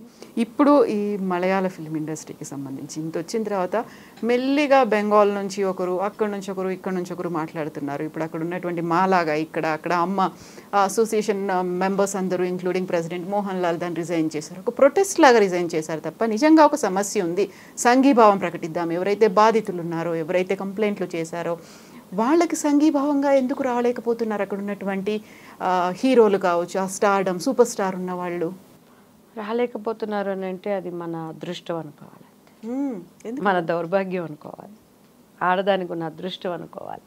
అసలు మగవాడే మోరల్ వాల్యూస్ ఆడదానికి ఇవ్వాలి అనే మనస్తత్వం కలిగి ఉంటే కథ ఇంత దూరం రాదు కదండి. మనం బ్రతిమలాడే ఎక్కడ చేయించుకుంటే వాళ్ళ బాధ్యత అనుకోవాలి. నిజంగా మనసులో పెయిన్ ఉన్నప్పుడు ఈరోజు కలకత్తాలో ఒక డాక్టర్కి సంఘటన జరిగిందంటే అది ఘోరాతి ఘోరం, బాధాకరం. ఆ అమ్మాయి పడిన ఆ నరకము ఆ తల్లిదండ్రులకి ఎంత వేదనో, మనం తల్లిదండ్రులు కాకపోయినా తోబుట్టులు కాకపోయినా మనకి అంత వేదన. కాసేపు 2 రోజులు 3 రోజులు ఆ న్యూస్లో చూపించే దానిని బట్టి అట్రాక్ట్ అవుతున్నాం, చూస్తున్నాం, మర్చిపోతున్నాం. 24 గంటల్లో అటువంటి అభాగ్యులు ఎంతోమంది నలుగుతున్నారు. Not only industry. వాళ్ళకి రాలేదు అంటే మనం తలుపులు కొట్టి వెళ్ళి బాబు రండి మాకు సంఘీభావం తెలపండి అని అనలేం కదండి. వాళ్ళుగా ముందుకు వచ్చినప్పుడు వాళ్ళ మర్యాదను నిలబెట్టుకున్న వాళ్ళు అవుతారు, ఆడదానిని గౌరవించిన వాళ్ళు అవుతారు. ఒక మోరల్ సపోర్టు ఇంకా మనకు దొరికి అటువంటి ప్రాబ్లమ్స్ ముందు రాకుండా ఉండటానికి చూసుకున్న వాళ్ళు అవుతాం. ఇక అది వాళ్ళ సంస్కారానికి వాళ్ళ విజ్ఞతకి మనం వదిలిపెట్టడమే. కానీ చేసే పోరాటం చేస్తూనే ఉండాలి. ఎవరు ఉన్నా చేయాలి, ఎవరు లేకపోయినా చేసినప్పుడే దాని సక్సెస్ని మనం తీసుకురావాలి. భయపడాలండి. ఆడదాన్ని పెళ్ళామైనా సరే తప్పు లేకుండా నువ్వు ఒక మాట మాట్లాడాలంటే మగవాడు భయపడాలి. అటువంటి చట్టాలు రావాలి, అటువంటి ఇమీడియట్ యాక్షన్స్ రావాలి. దుబాయ్లో ఈరోజు ఎందుకంటే ఆడదాన్ని ఒక మాట అనాలంటే భయపడతారు. సిన్సియర్గా ఉండే ఆడవాళ్ళని, 2వ కేటగిరీ ఆడవాళ్ళు కూడా మనం చూస్తున్నాం. ఎక్కడో వాళ్ళు చెప్తున్నాను కదా, 100కి ఒక 10 మంది అటువంటి వాళ్ళు ఉంటారు. ఇట్లాంటివి జరుగుతున్నప్పుడు రావాలి, డెఫినెట్గా మార్పు అనేది రావాలి. ప్రయత్నం చేస్తూనే ఉండాలి. ఈ చరిత్ర ఉన్నంతకాలం, ప్రపంచం ఉన్నంతకాలం పోరాటాలని జరుగుతూనే కామన్ అయిపోయింది అంతే. దానిని మనం పెద్దది చేసుకుని ఉంటే బ్రతకలేము, చిన్నది చేసుకొని డోంట్ కేర్ అంటే నష్టపోతూ ఉంటాము. ఈరోజు సిటీ బస్సులో ప్రయాణం చేసే ఆడవాళ్ళకి సెక్యూరిటీ ఉందా అండి? సో దానికి ఏంటి కొన్ని సిస్టమ్స్ తీసుకురావాలి. ఎంతసేపటికి గవర్నమెంట్స్ మారిన తినేవాడు తింటున్నాడు, పౌరుల కోసం వెళ్ళేవాడు వెళ్తున్నాడు, కేరా ప్లాట్ఫామ్గా వచ్చిన వాళ్ళు డబ్బులు సంపాదించుకుంటున్నారు, ఉద్యమాలు అంటున్నారు. కానీ నిజమైన మార్పు ఎక్కడొస్తుంది? నిజంగా మొన్న ఆగస్టు ఇండిపెండెన్స్ డే ప్రతి ఒక్క రాజకీయ నాయకులు ఫ్లాగ్ హోస్ట్ చేసుకున్నారండి. ఏ పార్టీలైనా కూడాను స్కూల్స్లో చేశారు, పోలీస్ డిపార్ట్మెంట్ చేశారు. అసలు నన్ను అడిగితే పబ్లిక్లోకి వచ్చింది అప్పుడే జరిగింది కలకత్తాలో సంఘటన. ఆ డాక్టర్ గురించి, ఆమె ఒక అప్కమింగ్ డాక్టర్గా ప్రాక్టీస్ చేస్తున్న ఒక డాక్టర్గా నేషనల్ ఫ్లాగ్ ఎగరేసుకోవాలని ఎలా మనసు అనిపించిందండి నాకైతే.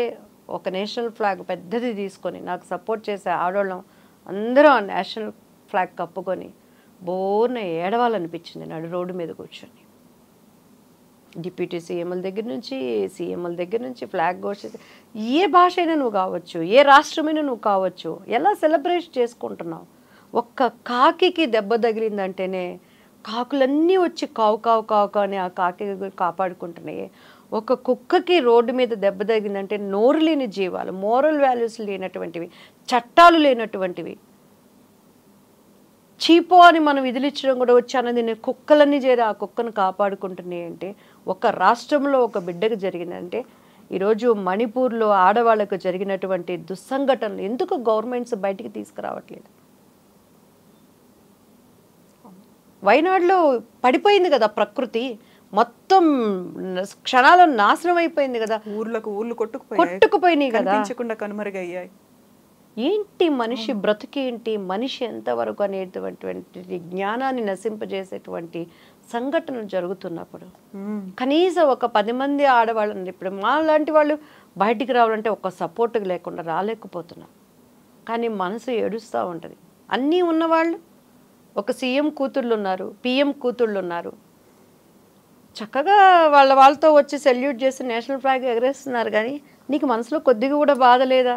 అరే పక్క రాష్ట్రంలో ఏ తల్లి కన్న బిడ్డో అంత ఘోరాతి ఘోరంగా ఒక 10 ముఖ్యమంత్రులు ఒక్కటైనప్పుడు ఆ స్టేట్లో జరిగింది న్యాయం బయటికి రాదా? ఒక మామూలు ఒక బ్యాడ్ నేమ్ ఉన్నటువంటి డిపార్ట్మెంట్లో ఉన్నటువంటి ఒక వ్యక్తి కథలుగా చెప్తున్నారు. అమ్మాయికి కొన్ని నిజాలు తెలిసినాయని, డ్రగ్స్ జరుగుతుందని, బాడీ పార్ట్స్ అక్కడ పోతున్నాయని. ఏం జరిగిందో ఇంతవరకు తీసుకురాలేకపోయే దుస్థితిలో మన భారతదేశం ఉన్నది అంటే ఎట్టుపోవాలి, ఏం చేయాలి మనం? Exactly, so true. ఇప్పుడు ఫిల్మ్ ఇండస్ట్రీకి సంబంధించి చూస్తే కాస్టింగ్ కావచ్చు, మీ టూ మూమెంట్ అనుకున్నప్పుడు ఓన్లీ మా ఫిల్మ్ ఇండస్ట్రీ మీద ఎందుకు పడుతున్నారు, మీడియా ఎందుకు ఇంత హైలైట్ చేస్తుంది, వేరే డిపార్ట్మెంట్లో లేవా, లేకుంటే ఆ ఫీల్డ్లో లేదా, ఈ ఇండస్ట్రీలో లేదా, ఇవన్నీ మాట్లాడుతున్నారు కదా. ప్రతి చోట ఉన్నాయి, ఇక్కడ ఉన్నాయి, యాక్సెప్ట్ చేయండి. ఒక జర్నలిస్ట్కి సేఫ్టీ ఉందా ఆడదంటే? స్కూల్కి వెళ్ళే పిల్లకి సేఫ్టీ ఉందా? సినిమా ఇండస్ట్రీ, నేను ఫస్ట్ నుంచి అదే చెప్తానండి, దీనిని మాత్రం ఎందుకు భూతద్దంలో పెడతారు? సినిమా వాళ్ళంటే చెడిపోయిన వాళ్ళు, సినిమా వాళ్ళంటే పాడైపోయిన వాళ్ళు, సినిమా అంటే ఎందుకు పనికిరాని వాళ్ళు, సినిమా అంటే బరితెగించేవాళ్ళు. నీకు మొగుడు 33 సంపాదించి కుటుంబంలో పెడుతున్నా, మొగుడు బయటికి వెళ్ళంగానే బ్యాడ్ వేలో ఉన్న ఆడవాళ్ళు లేరా అండి? పైరుకు ప్రతివతల్లాగా ప్రవర్తిస్తూ బయటికి వెళ్ళే కేటగిరీ ఆడవాళ్ళు లేరా అండి? ఇంకా సినిమా వాళ్ళు నీతి నియమాలతో ఉంటారు, సినిమా వాళ్ళు నీతి నియమాలతో ఉంటారు. ఇండస్ట్రీ ఉందనో మన పేరు 10 మందికి తెలిసిందనో, అఫ్కోర్స్ ఒక్కొక్కసారి నలిగిన పరిస్థితుల్లో ఉన్నప్పుడు వాళ్ళు తెలియకుండానే ఒక ప్రేమ అభిమానానికి ఎక్కడో ఒకళ్ళు బానిసలు అవుతారు. దానిని కూడా భూతత్వంలో పెట్టి చూపించి చిత్ర కథనాలుగా ఈరోజు నవే డేస్ అండి అసలు ఎవరిని నమ్మటానికి లేదు. నేను మా పిల్లలకి అదే చెప్తాను. అఫ్కోర్స్ వాళ్ళు నాకన్నా కూడా 1000 టైమ్స్ ఒక్కొక్కసారి మా బాబు నాకు నాన్న, మా పాపని నాకు అమ్మ అనుకుంటాను. మమ్మీ నువ్వు ఇంకా అందరినీ నమ్ముతావు మమ్మీ, నీకు ఇంకా బయట ప్రపంచం తెలియదు మమ్మీ. చాలా నాకు వాళ్ళు సెక్యూర్డ్గా చెప్తా ఉంటారండి. So not only cinema industry, ఆడపిల్ల అంటే 100% జాగ్రత్తగా ఉండాలి. అదేవిధంగా మగపిల్లాడికి కూడా సెక్యూరిటీ లేని దినాల్లో ఉన్నాం మనం. కలికాలం అంటారు కదండి. సో అటువంటి దినాల్లో ఉన్నాం. ఎటువంటి పరిస్థితులైనా ఎదుర్కోవటం నేర్పించాలి. నీతి నియమాలకి, నిజాయితీకి ఉన్నటువంటి ప్రాముఖ్యత ఏంటనేది మన బిడ్డలకు నేర్పించాలి మనం. అండ్ వాటితో పాటు మనం అటువంటి కట్టుదిట్టాలు ఉన్నప్పుడు మనకి తెలియకుండానే మనకి పేరు ప్రతిష్టలు ఎట్లా వస్తాయి అనేది కూడా మన బిడ్డలకు మనం నేర్పించాలి. ఇప్పుడు మీరు రాజకీయాల్లో కూడా ఉన్నారు, ఫిల్మ్ ఇండస్ట్రీ ఏది అతీతం కాదు ఇలాంటి వేధింపులకి అనుకున్నప్పుడు రాజకీయాల్లో కూడా చూసారా? ఆ రాజకీయాల్లో కూడా ఇలాంటి సంఘటనలు కనిపిస్తూ ఉంటాయా? నా విషయంలో టీడీపీలో ఇప్పటికి దగ్గర తిరిగి బాబు గారు గవర్నమెంట్ వచ్చినాక ఒక 100 మంది నాకు కాల్ చేసి ఉంటారండి. ఇప్పటికీ ప్రతి ఒక్కళ్ళు మీరు కనుక టీడీపీలో ఉండంటే మీరు మంచి స్థానంలో ఉండేవాళ్ళు. నేను ఎంత చెప్తారండి, అది పోయి మీరు బాబు గారి దగ్గర అనొచ్చు కదా. నేను అనేది ఇప్పుడు వేధింపులు అన్నాను చూడండి, ఈ రకమైన మహిళ అనగానే ఉండేటువంటి వేధింపులు అందులో కూడా ఉన్నాయా? రాజకీయాల్లో కనిపిస్తాయా? 100% ఉన్నాయండి. వాళ్ళకి అనుకూలతగా ఉంటే ఒకలాగా ఉంటాయి, అనుకూలతగా లేకుంటే ఇదిగో నాలాగా ఉంటాయి. బట్ నేను అప్పుడంటే నాకు దివ్యవాణికి పాలిటిక్స్ తెలియదు. నేను ఇక్కడ టీడీపీ పార్టీలో నా చిన్న రాజకీయ అరంగిరేటంలో పదవుల కోసం వాటి కోసం ఎవరికి నేను కాకాలు పట్టలేదు, నమస్కారాలు పెట్టలేదు. బాబు గారు అంటే నాకు ఇప్పటికీ అభిమానం. నేను టీడీపీ పార్టీ నుంచి బయటకు వచ్చినాక అన్ని పార్టీలు నన్ను ఇన్వైట్ చేసినాయి. అఫ్కోర్స్ అప్పుడు రూలింగ్ పార్టీలో ఉన్నటువంటి వైఎస్ఆర్సీపీ దగ్గర నుంచి ప్రతి ఒక్కరు సంప్రదింపులు జరిపారు. కానీ కేవలం పెద్ద ఆయనని నేను ఒక మాట అనాల్సి వస్తుంది అనే దానికి నేను ఆగిపోయాను. దాని తర్వాత 100 మందిలో 70 మంది ఏమన్నారో తెలుసా అండి, రాజనీతి పాటించాం, కక్కుర్తి పడి ఆ పార్టీకి ఈ పార్టీకి మీరు జాయిన్ అవ్వలేదు. ఎంతమంది అప్పట్లో నేను వచ్చినప్పుడు ఏముందండి, కింద ఉన్న వాళ్ళు ఎవరైతే ఉంటారో రాంగ్ స్టేట్మెంట్ ఇచ్చుకుంటూ వెళ్తారు. దివ్యవాణి వైఎస్ఆర్సీపీ నుంచి వచ్చింది, వాళ్ళ మనిషి జగన్ గారి కోవటు అనే విధంగా కూడా ప్రాపగండం చేశారు. మరి అయితే నేను అప్పుడే పోయి అందులో జాయిన్ అయ్యేదాన్ని కదా. సో ఆయన జైల్లో వేసినప్పుడు ఎంత బాధపడ్డానంటే, నేను కిందున్న ఆయనకి భోజనం తెచ్చే మాణిక్యం గారికి తెలుసండి, అన్న పెద్ద ఆయన ఎట్లున్నారు అన్న, మీరు భోజనం తీసుకెళ్తున్నారు, ఆయనకు కరెక్ట్గా ఇస్తారు, ఏమంటుంది అమ్మ, ఏమీ లేదమ్మా అని ఆయన ఫోన్ కోసం బయట కాసుకొని నేను కూర్చునేదాన్ని. తర్వాత ఆదిరెడ్డి భవానీ గారికి కాల్ చేశాను. అచ్చెన్నాయుడు గారు అక్కడ వెళ్ళటానికి నన్ను అలో చేయలేదు. కొన్ని ప్రోటోకాల్స్ ఉంటాయి. కనీసం ప్రెస్ వాళ్ళందరూ అన్నారు ఆయన గురించి. నేను అక్కడ మీకేంటమ్మా వచ్చి, మీరు ఇంటి బిడ్డ లాంటి వాళ్ళు, టీడీపీకి మీరు వచ్చి పలకరించవచ్చమ్మా అని చెప్పాను. సో కొద్దిగా వ్యతిరేకతుందన్నా కూడా మేము వెళ్ళాలి. మళ్ళీ ఎవరైతే మమ్మల్ని ఇబ్బంది పెట్టారో వాళ్ళనే మాట్లాడాలి, వాళ్ళనే అపాయింట్మెంట్లు అడగాలి. కాకపోతే మొన్న రామోజీరావు గారు చనిపోయినప్పుడు అనుకోకుండా బాబు గారిని అక్కడ చూశానండి. శైలజ గారితో మాట్లాడి నన్ను చూసి గబక్కన అలా అన్నారు, నమస్తే సార్ అన్నాను.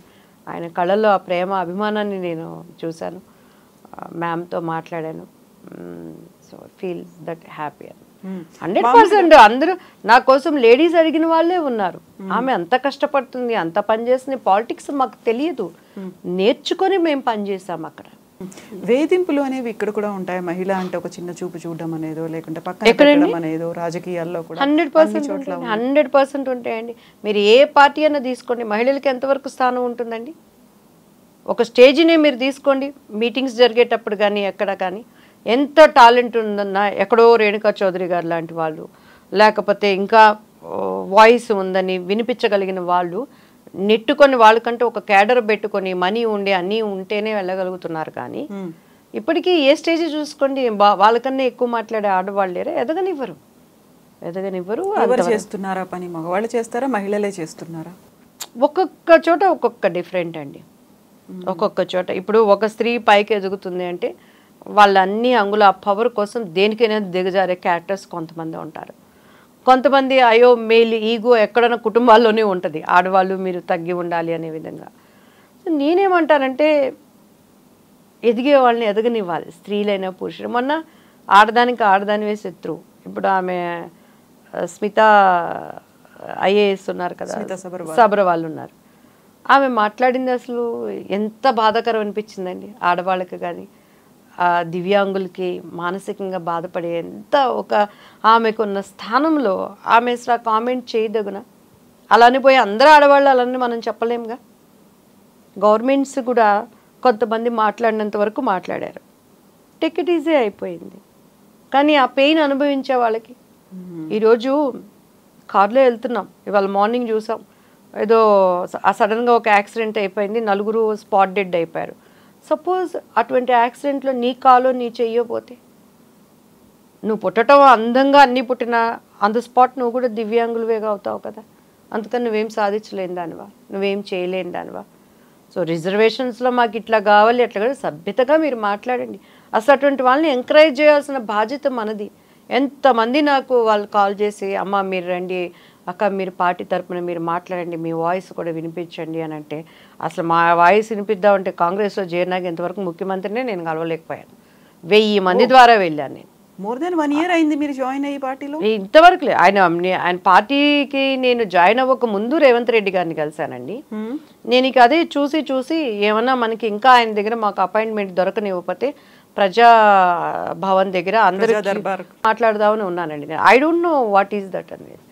అదే అందరూ అంటున్నాం. మేము ఇప్పుడు చంద్రబాబు గారు లాంటి గొప్ప వ్యక్తి దగ్గర పనిచేద్దామని ఆశతో వెళ్ళాము. అక్కడ ఉన్నటువంటి రాజకీయం అంటే ఏంటో నాకు తెలియదు. స్ట్రైట్ ఫార్వర్డ్ మనిషిని వాళ్ళు ఇబ్బంది పెట్టిన విధానాన్ని అర్థం చేసుకోవడానికి కూడా నాకు టైం పట్టింది. సో మంచో చేయడం మేము బయటకు వచ్చాం. ఆయన శిష్యుడు ఈయన. అన్నిటికన్నా కాంగ్రెస్ రేపు సెక్యులరిజం పార్టీ, మన వాయిస్ 4 స్టేట్స్లో వినిపించవచ్చు యాజ్ ఎ ఆర్టిస్ట్గా. పైగా నాకు ఓటు హక్కు ఉన్నదంతా తెలంగాణ అని చెప్పని బిఫోర్ ఎలక్షన్స్ మేము జాయిన్ అయ్యాము. అందరినీ కలవగలిగానండి. ఇక్కడ నాకు కనిపిస్తున్న కొన్ని దీనిని బట్టి వెరీ వెరీ ఇంపార్టెంట్ పీపుల్ దగ్గరికి వెళ్ళి ఆయన ద్వారా అపాయింట్మెంట్ కూడా అక్కడ వరకు వెళ్ళిస్తున్నారు. కానీ సార్ని కలవటానికి ఒక సముఖత అనేది మాకు ఏంటి అనేది మాకే అర్థం కాకుండా ఉంది. మేము రాహుల్ గాంధీ ప్రధానమంత్రి అవ్వాలి, కాంగ్రెస్ పార్టీ మంచి పార్టీ, అక్కడ చాలా మనకి ఎంకరేజ్మెంట్ ఉంటుందని వస్తే కొంతమంది లేడీస్ ఏమో అమ్మో మళ్ళీ దివ్యవాణి వచ్చింది ఈమె వాయిస్కి మాకెక్కడ పోటీ అవుతుందని కొన్ని ఏడుపు మొహాలు.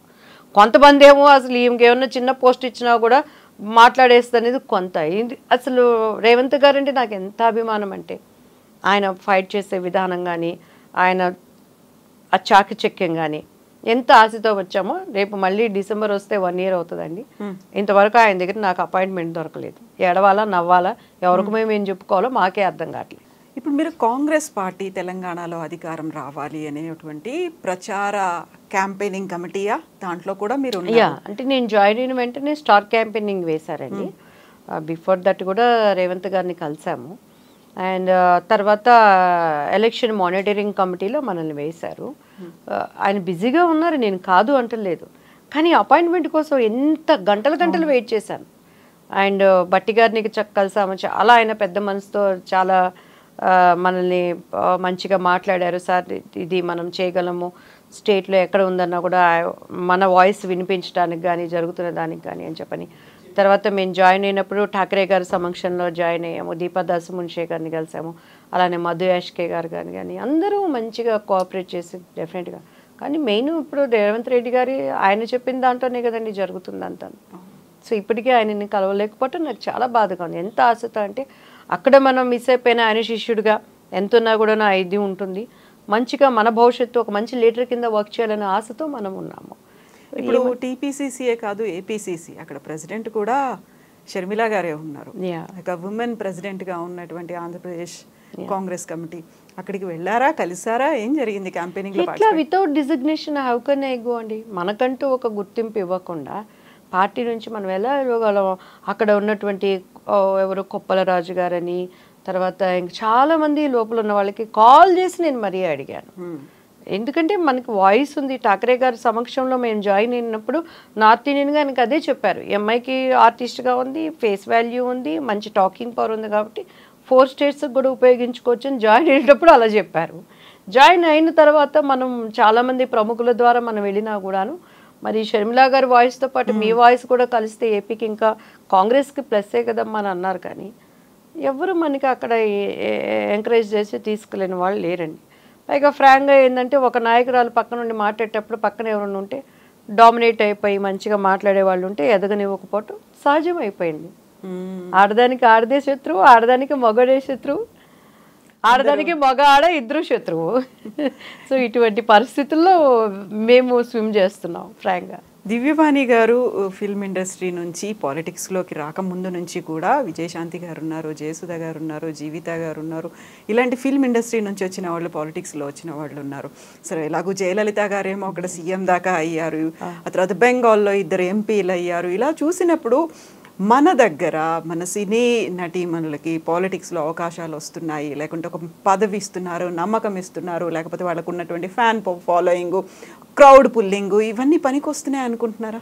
100% అండి. పాలిటిక్స్లో మనకి కావాలంటే ఒకటి ప్రజలకి చేరువుగా ఉండాలి. ఏది ఉన్నా లేకపోయినా వీటన్నిటికన్నా కూడా ప్రజల మధ్యలో మమైకమైపోవాలి. వాళ్ళ కోసం జీవితం అన్నప్పుడు ఒక డెడికేట్ మైండ్తో పనిచేయటం ఒక కేటగిరీ. రెండోది వచ్చి ప్రజలతో మమైకం అవుతూతో పాటు కింద ఉన్న వాళ్ళతో కూడా తల్లో నాలికలాగా ఉండాలి. తప్పున్నా తప్పు లేకపోయినా సహించుకొని ఉన్నది ఉన్నట్టు మాట్లాడకూడదు. ఇప్పుడు నేను అదే కదా యథార్థవాది లోక విరోధి అంటే దానికి అప్పుడు అర్థం తెలిసేది కాదు నాకు. సో ఇప్పుడు నా లైఫ్లో కరెక్ట్గా నాకు అర్థమవుతుంది, ఓ ఇలా ఉండకూడదు, వాళ్ళు చేసింది తప్పైనా సరే అన్నీ పర్లేదండి, ఇది బాగుందండి, అదండి అలాగేనండి అని చెప్పాలి మనం. ఈవెన్ ఫిల్మ్ ఇండస్ట్రీ అయినా పాలిటిక్స్ అయినా ఏదైనా సరే మనం ఎదగాలి అని అంటే, లేకపోతే పైసలు ఉండాలి మంచిగా. అదిగో ఈ సీటు కావాలంటే ఇంత మొహం మీద కొట్టేసి మనం తెచ్చుకోవాలి, అది సెంట్రల్ గవర్నమెంట్ అయినా స్టేట్ అయినా అనే విధంగా ఉండాలి. ఒట్టి మన టాలెంట్ అంటే 4 గీసుకోవటానికే పనికి వస్తుంది, అంతే, ఇది ఏమీ ఉండదు అన్నమాట. సో అట్లా అన్నిటికీ పాలిటిక్స్ నవే డేస్ అట్లా ఉంది. ఒకప్పుడు ఝాన్సీ లక్ష్మీ బాయ్ గారు కానీ వాళ్ళందరూ వచ్చారనంటే అటువంటి సిచ్యువేషన్స్. సో ఒక లీడర్గా నిలబడటానికి ఉంది, కానీ ఇప్పుడు ఏమీ లేదు. ఎక్కడక్కడ మోసం చేసే వాళ్ళకి బాగుంటుంది పాలిటిక్స్. నెక్స్ట్ మేము దివ్యవాణి గారిని ఎలా చూడొచ్చు? ఫిల్మ్స్లో కావచ్చు, పాలిటిక్స్లో కావచ్చు. 100% అండి. ఇప్పుడు సినిమా ఇండస్ట్రీ కూడా నవే డేస్ మేము వెళ్ళి మా స్థాయికి పోయి దిగజార్చుకొని క్యారెక్టర్స్ ఆడుకోలేము. అండ్ రెండోది వచ్చి కాంప్రమైజ్ అసలు అవ్వలేము. ఇప్పుడున్న జనరేషన్ చాలా భయంకరంగా ఉంది. వయసు వావి వరుసలు ఏమీ లేవు, అన్నీ మనకి కళ్ళతో తెలిసినా కూడా. సో మేమే ఓన్ ప్రొడక్షన్ చేయడానికి వీఆర్ ప్లానింగ్ అండి. నాకు మంచిగా నాలో ఉన్న ఒక ఆర్టిస్ట్ నాకు తగ్గట్టు ఒక మంచి క్యారెక్టర్స్ చేసి చనిపోయేలోపు పెళ్లి పుస్తకంతో పాటు ఇంకా ఒక మంచి క్యారెక్టర్గా కానీ లేదు మన మెయిన్ నా బేస్గా కూడా చేయాలని ఒక ఆలోచనతో ఉంది. నాకు మంచి ఒక కుటుంబ సన్నిహితమైన టీంని దేవుడు నాకు ఇచ్చాడు. మంచి గుడ్ ఫ్రెండ్స్ ఉన్నారు. సో వాళ్ళతో సైమల్టేనియస్గా సినీ ఇండస్ట్రీలో చేయాలనేది ఒక ఆశ. ఒక్కసారి ఏముందండి, ఒక సినిమా సక్సెస్ కొట్టిందంటే మళ్ళీ అందరూ ట్రాక్లో పడుతుంది. సో ఆ ఆపర్చునిటీ కోసం ఐఎమ్ వెయిటింగ్ అనమాట. అండ్ రెండోది వచ్చి పాలిటిక్స్లో మాత్రం నాకు సంఘటనలు ఏమైనా అక్కడున్న అధికారులు ఏమైనా, నాలో నీతి నియమాలు ప్రజలకి చేరువగా ఉండాలనే మనసు నాకు ఉన్నప్పుడు దేవుడు తప్పకుండా నాకు ఒక రూట్ ఇస్తాడనేది నా ఆలోచన. అండ్ కొంచెం పిల్లల చదువులు దీనిని బట్టి నేను ప్రజల మధ్యలోకి వెళ్ళలేకపోతున్నాను. డెఫినెట్గా ఇటు తెలంగాణ కానీ ఏపీ కానీ చాలామంది ప్రజలు మనకి కాల్ చేసి, మ్యామ్ మీకోసం మేమున్నాం, మీరు ఏ నిర్ణయం అంటే ఆ నిర్ణయం అనే దానికి గొప్ప ఇంకొకటి ఏంటంటే లేడీస్ అండి. పెట్టుకున్నారు దివ్యవాణి. ఆడదానికి ఆడదాని శత్రువు అంటారు. నా విషయంలో మాత్రం అది విరోధంగా చాలామంది లీడర్స్ అయ్యే కెపాసిటీ ఉన్నవాళ్ళు కూడా, అమ్మ నీ మంచితనానికి మేము ఉన్నామని నాకు సపోర్ట్ చేసే ఉన్నాళ్ళు. తప్పకుండాను అది కులాలకి, మతాలకి, రాష్ట్రాలకి అండ్ పార్టీలకి అతీతంగా ఏ పార్టీలో ఉన్న ఆడదానికి అన్యాయం జరిగినా, ఏ మతంలో ఉన్న వాళ్ళకి అన్యాయం జరిగినా ఒక టీం వర్క్గా వెళ్ళి న్యాయం కోసం పోరాటం చేస్తే, ఈరోజు నాకు నేనున్న పార్టీలు నాకు పట్టం కట్టకపోవచ్చు, నేనున్న పార్టీలు నాకు ఒక అధికారాన్ని ఇవ్వకపోవచ్చు, కానీ ప్రజల గుండెలలో చేరువుగా ఉండాలనే దానికి మాత్రం అనుక్షణం నేను కష్టపడతానండి. ఎందుకంటే ఈరోజు నా బిడ్డకు ఆ కష్టం రాకపోవచ్చు, కానీ ఆ కష్టంలో ఉన్న ఒక బిడ్డను ఆదరించి నిలబెట్టగలిగానంటేనే అది నాకు నా మనసుకి ఎక్కడ లేని తృప్తినిస్తుంది. సో అటువంటి దానికోసం మంచి మనసున్న మనుషుల కోసం అండ్ మాకు సపోర్ట్ చేసే వ్యక్తులు కూడా కావాలి.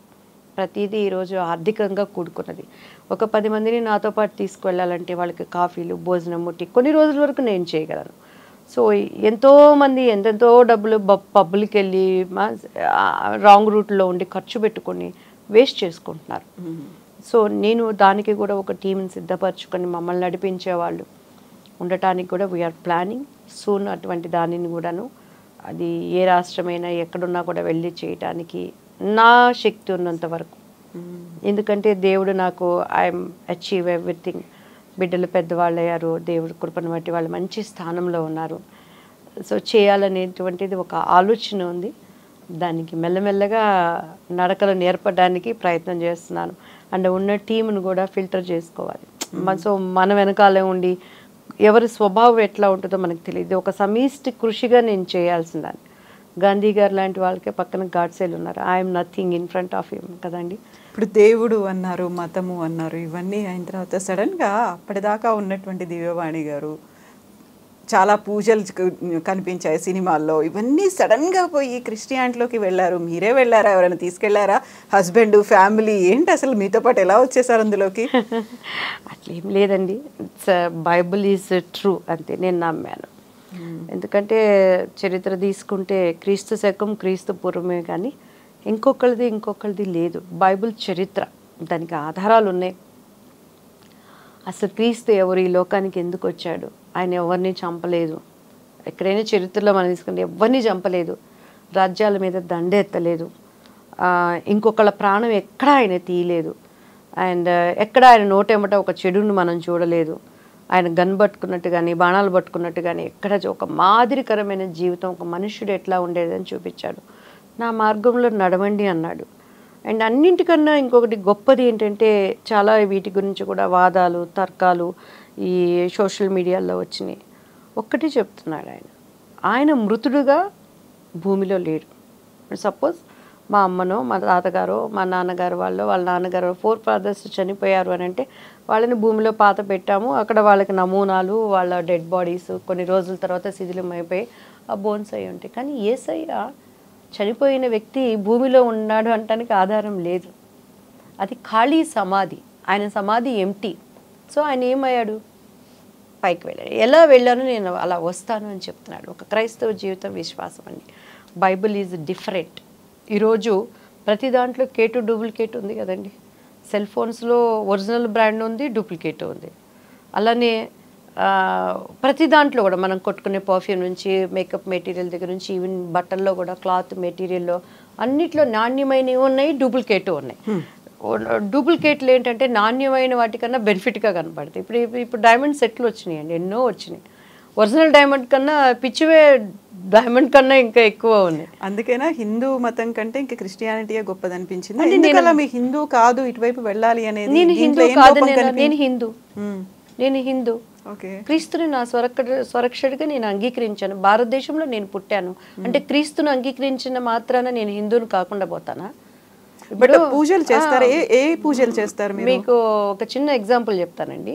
నేను కాంగ్రెస్లో జాయిన్ అయిన తర్వాత ఇప్పుడు ఆయన పేరు కుసుమ్ కుమార్ గారు, జెట్టి కుసుమ్ కుమార్ గారు. ఆయన కేజీఎఫ్ అని ఒక కమ్మ సంఘాన్ని పెట్టారు. ఆ సంఘం పెట్టినప్పుడు చాలా మంది నన్ను అడిగారు, ఒక చౌదరిగా దివ్యవాణి గారు మీరు కూడా అక్కడ ఉంటే మీరు బాగుంటుందండి అని చెప్పని. సో కొన్ని పరిస్థితులను బట్టి కుసుమ్ కుమార్ గారిని, ఆయన కూడా మా తెనాలే. సో ఆయన నేను కలవలేకపోయాను. తర్వాత ఆన్ టైము ఆయన చేస్తున్నప్పుడు నేను కలిసాను ఆయన్ని. ఏంటమ్మా దివ్య పార్టీలు అంటే సో అండ్ సో అని మొత్తం నేను చెప్పుకొచ్చాను ఆయనకి. యాజ్ ఏ ఫెమిలియర్గా ఆర్టిస్ట్గా దీంట్లో యాంకరింగ్ కానీ మొత్తం మీరు పార్టిసిపేట్ చేద్దరు కానీ బాగుందమ్మా అని అన్నారు. నేను అక్కడ కూర్చుండగానే టీడీపీలో ఒక ఇంపార్టెంట్ వ్యక్తి, అదే ఎవరంటే టీడీ జనార్దన్ గారికి కాల్ వచ్చింది. నేను అప్పటికి జరిగిందంతా ఆయనకి సింపుల్గా చెప్పాను.